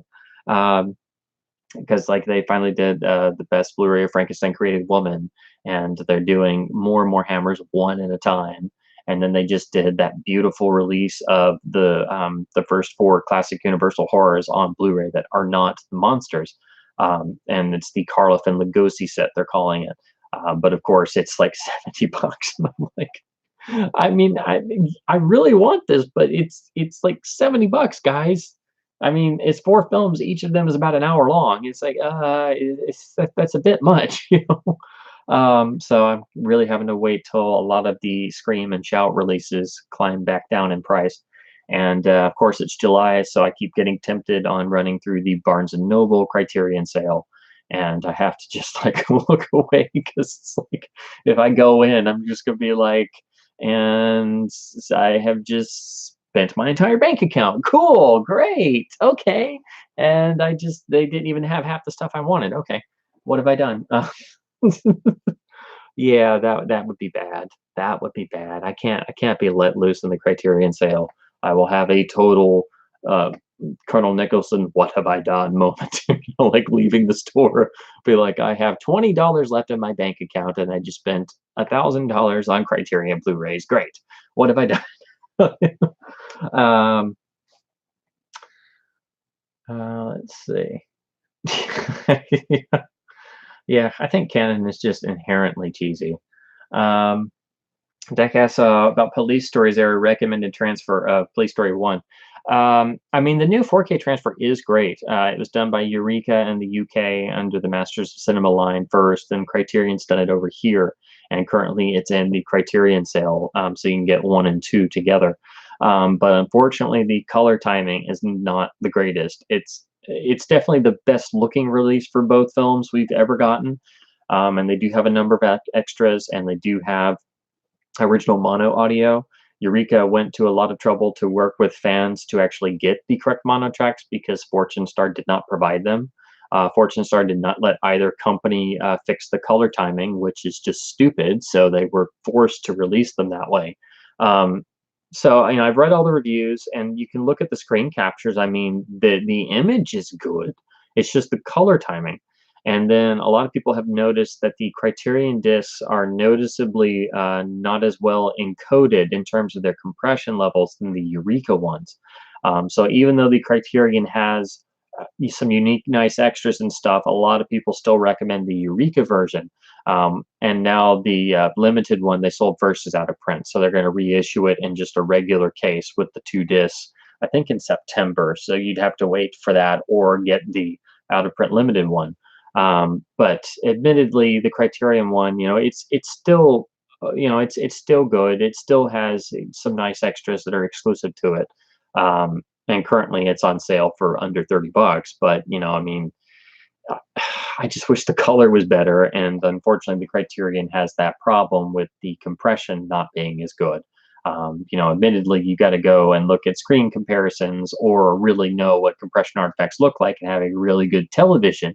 But they're there, so that is something to point out. So basically, I'm just going to eventually probably get the Eureka set when it comes back out and the non-limited cheaper version in a couple months.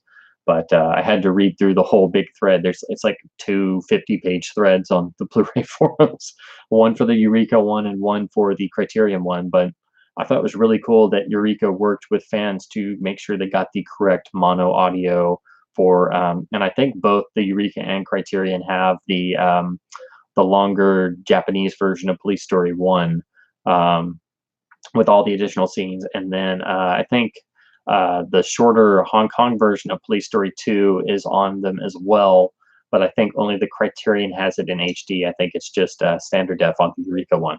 But that's basically what you're looking at. It's those two. Otherwise, you have to go back to the various DVDs. On DVD, I eventually just gave up and got the Dragon Dynasty American releases. They took the Fortune Star Masters. They had a better bit rate. They had mono on them, and they had pretty decent subtitles with a couple extras. So that's just what I've had for a number of years. So if you're looking at DVD, that's the easy, cheap way to go if you can find those. They are kind of hard to find, but I didn't pay too much for them. But you might as well just go ahead and get the Blu-rays. Just keep in mind the color's not the greatest because of that lovely Italian place. But yeah, I'd just say probably wait for the Eureka non-limited reissue. Well, no, I should backtrack. I don't know if all of their releases are region locked, so you got to keep that in mind. So you may have to be region free. So if you don't have a region free player, then I guess go ahead and get the Criterion while it's still on sale during the Barnes and Noble sale for this month. Oh, really? I did not know that Godard made a King Lear movie for Canon. Wow. Wow, that is interesting. I guess they attracted a lot of people then, just, make sure they had a lower budget expectation. Yeah, it seemed like everybody eventually tried to make more intellectual properties.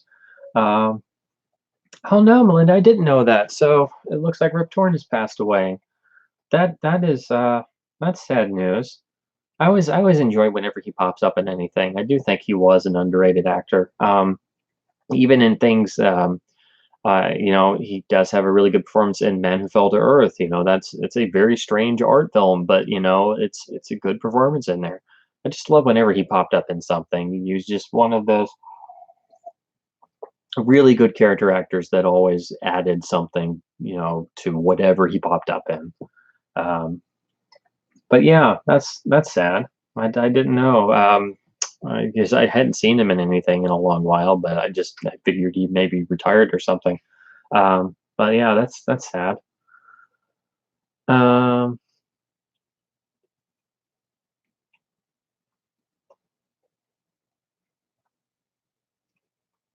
wow.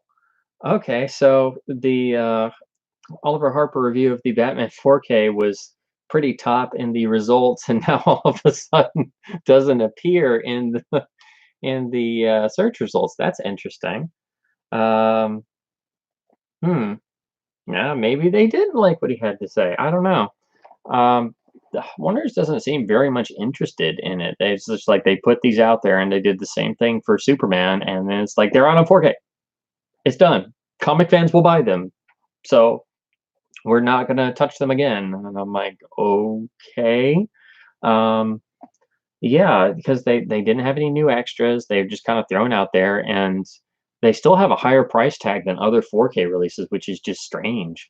I still keep looking for the other two to go on sale, and they don't. And I'm like, I don't want to have to pay $25 for something I'm just going to put on the shelf, whereas other 4Ks are 15 to $20. So I'm like, this is a bit silly. Why are these still more expensive?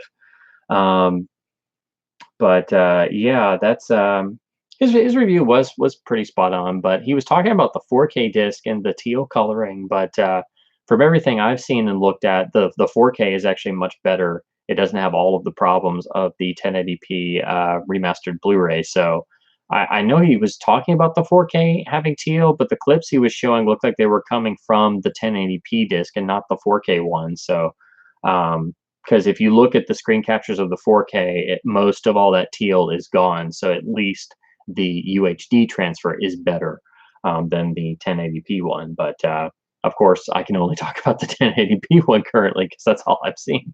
And geez, oh man, it's just not pleasant in picture or sound.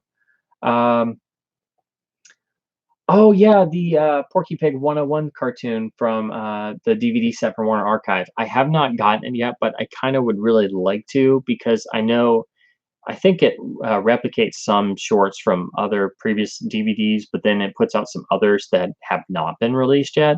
So I think it was their attempt to maybe see interest of animation collectors and stuff. But all the reviews were really good. I was just happy they were doing anything because, you know, I think as we all pretty much know, Warner Brothers stopped doing Tom and Jerry and Looney Tunes on Blu-ray because they apparently got tired of fans trying to make them right. So they're just like, yeah, no, we're not going to do it anymore. And it's like, what? Like, why? um, but yeah, that's one I would really love to pick up sometime just to, you know, have the first really good animation release in a while. And then Warner Archive's now done 2 volumes of Popeye shorts on Blu-ray, which look amazing. I've just read the reviews of them, and I'm like, wow, I've got to put those on my list. They look great. Unfortunately, has not yet extended to doing classic Looney Tunes, which would probably fall directly under the main label for Blu-ray.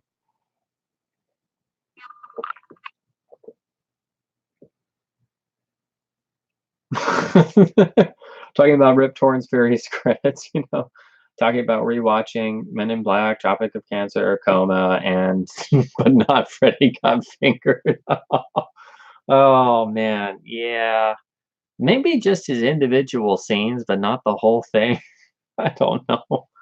No, I mean, he had to have a sense of humor to make it through that movie, but you know, yeah, I'd forgotten that. So yeah, that's you know, on the memorial obituary post when it lists the illustrious credits of this said actor, and they included in there, you know, like, oh, nominated for this award for da da da da da and da da da da da, and Freddy Got Fingered. So, oh man, that's definitely part of a roll call, if anything. So. All right, Sega, thanks for hanging out. Yep, absolutely. Yeah, check your replay. uh, and yes, like you said before, it is always amazing when Christopher Walken pops up in anything.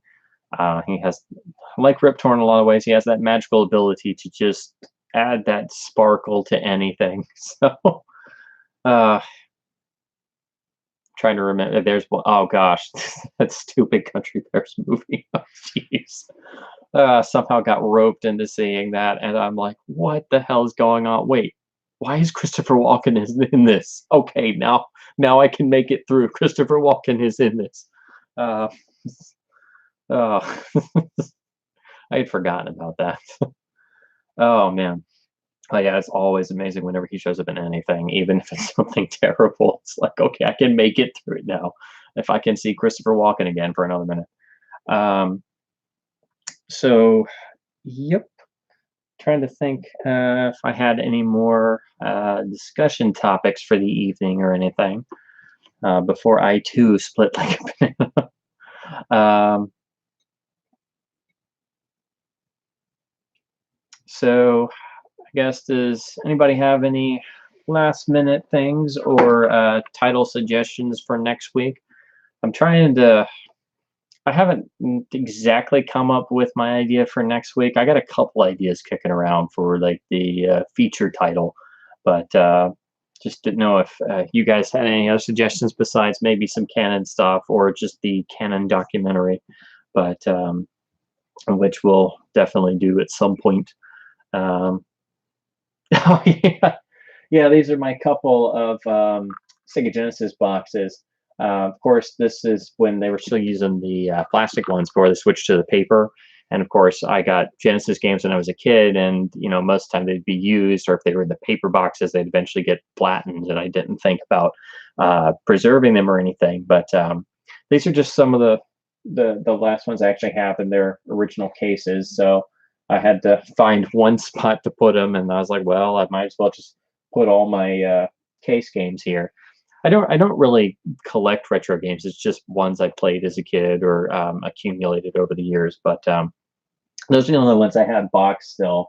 And some of them have fond memories, and some have some not so fond memories. As you can see, I have my Batman Forever box still here, and the original X-Men game, which is notorious for halfway through the game being told to reset your console. And if you don't do it just right, you've just lost your whole game.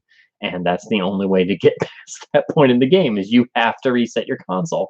But hold down the button too long, you're screwed. Hold down the button too little, you're screwed. It is one of just the worst pieces of game design ever.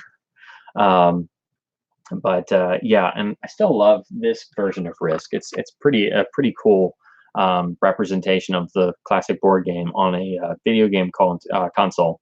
It's a lot better than the Sega Genesis version of Clue or Monopoly, for example. Gosh, I still have a Risk 10, but I never get to play it. There's never usually any time, or you don't have enough people over to play a whole game of Risk, or people are like, I don't want to do that. It's like, come on, it's Risk, man. So then I'm like, do you want to play it on Sega Genesis? It takes like half the time. And they're like, what? And I'm like, never mind. But it's pretty good. Yeah, let's talk canon. Okay. Okay, I guess I'll have to just pick a random one, or we'll talk about the documentary, or just talk about canon in general. Yeah, Pete. Where there's some discussion going on in some of the original trilogy circles. I mean, I've talked about the Batmans for a long while in terms of the audio mix, because I've been saying for years like the old ones sound better for some reason. But yeah, I've kind of talked about it some, and I know some of the other guys are, and some guys are already working on doing some audio captures of some of the older releases and seeing if they can just resync them to the newer one, the new 4K transfer. But I think basically, I think that what we'd have to do is like take the UHD transfer and maybe massage it a little bit. But I mean, like I said before, the UHD is better than the 1080p one. But yeah, it's still a giant missed opportunity for those. Like I'm still so bummed out that Warner's just, they cranked them out, and yeah, they finally did them, but it's just such a mixed bag that I'm never going to watch them. They're just going to sit on the shelf. The color on the Burton films is messed up, and the audio is messed up, and all of the audio tracks are remixes, and it's like, and there's no new extras or anything. So I'm going to buy the other two like a dutiful fan, and then they're just going to go on the shelf, and I'll never watch them. But I bought them like I'm supposed to. Okay, thanks, Warner Brothers. I have them on every format now. So I guess we should maybe talk Batman '89 at some point, because I could go on about that for too long. I could probably do nothing but quote Batman '89 for 3 hours. So. But yeah, definitely that'll be something something else for all of the guys to work on and tinker on, because we don't have enough fun tinkering on Star Wars, do we? Gotta expand horizons, so just work on everything. So yeah, I think that'll about do it for this evening. Any last call comments before I close it off for the night? Always love the Burton Batmans. Definitely, absolutely. I'm tempted to quote Joker, but I never know exactly what Jack is saying at that point. But what is it? I've a mind to make a mookie. I still don't know what he's saying there, but I just think it sounds so great. I think Jack just totally made up some words there, but everybody just went along with it. I don't know. I think I quote Batman '89 in just a day-to-day, everyday life more than most anything. So it just comes out. It just gets stuck in your head, and it just comes out at random. I can't tell you how many times I've come into a room after having to do a ton of work. I'm just tired or exhausted or something, and I'm just like, the party never stops on Selena Kyle's answering machine, to just a sea of dead faces, and I'm like, never mind. So I probably quote those to a very not so healthy degree. So all right, well, if nobody else has any other this 4K transfer needs an enema. Woo! Woo! Original audio, not an Atmos remix. Woo! You got anybody on at the studio, Bob? Phone book. Yes, sir. We need a new 4K transfer. Oh man, we should all do that. We should all call up and do our bad Jack impressions, asking for a new 4K disc. All right. Thanks for hanging out, Melinda. I will definitely send you a list of investigators' titles I'm missing. I'd be surprised if they have any. I'm always amazed. They're just they never turn up. So yeah, I'll definitely shoot you a list of ones I'm missing. Yeah, I guess I'll do it for me too. So have a good night, everybody. Thanks for hanging out and going nuts with Casino 67. And I'll try to get better about. I'm trying to post on the on my YouTube channel and do like I did tonight a bit earlier with the stream info and stuff, so everybody can see it and get the notices earlier on and stuff.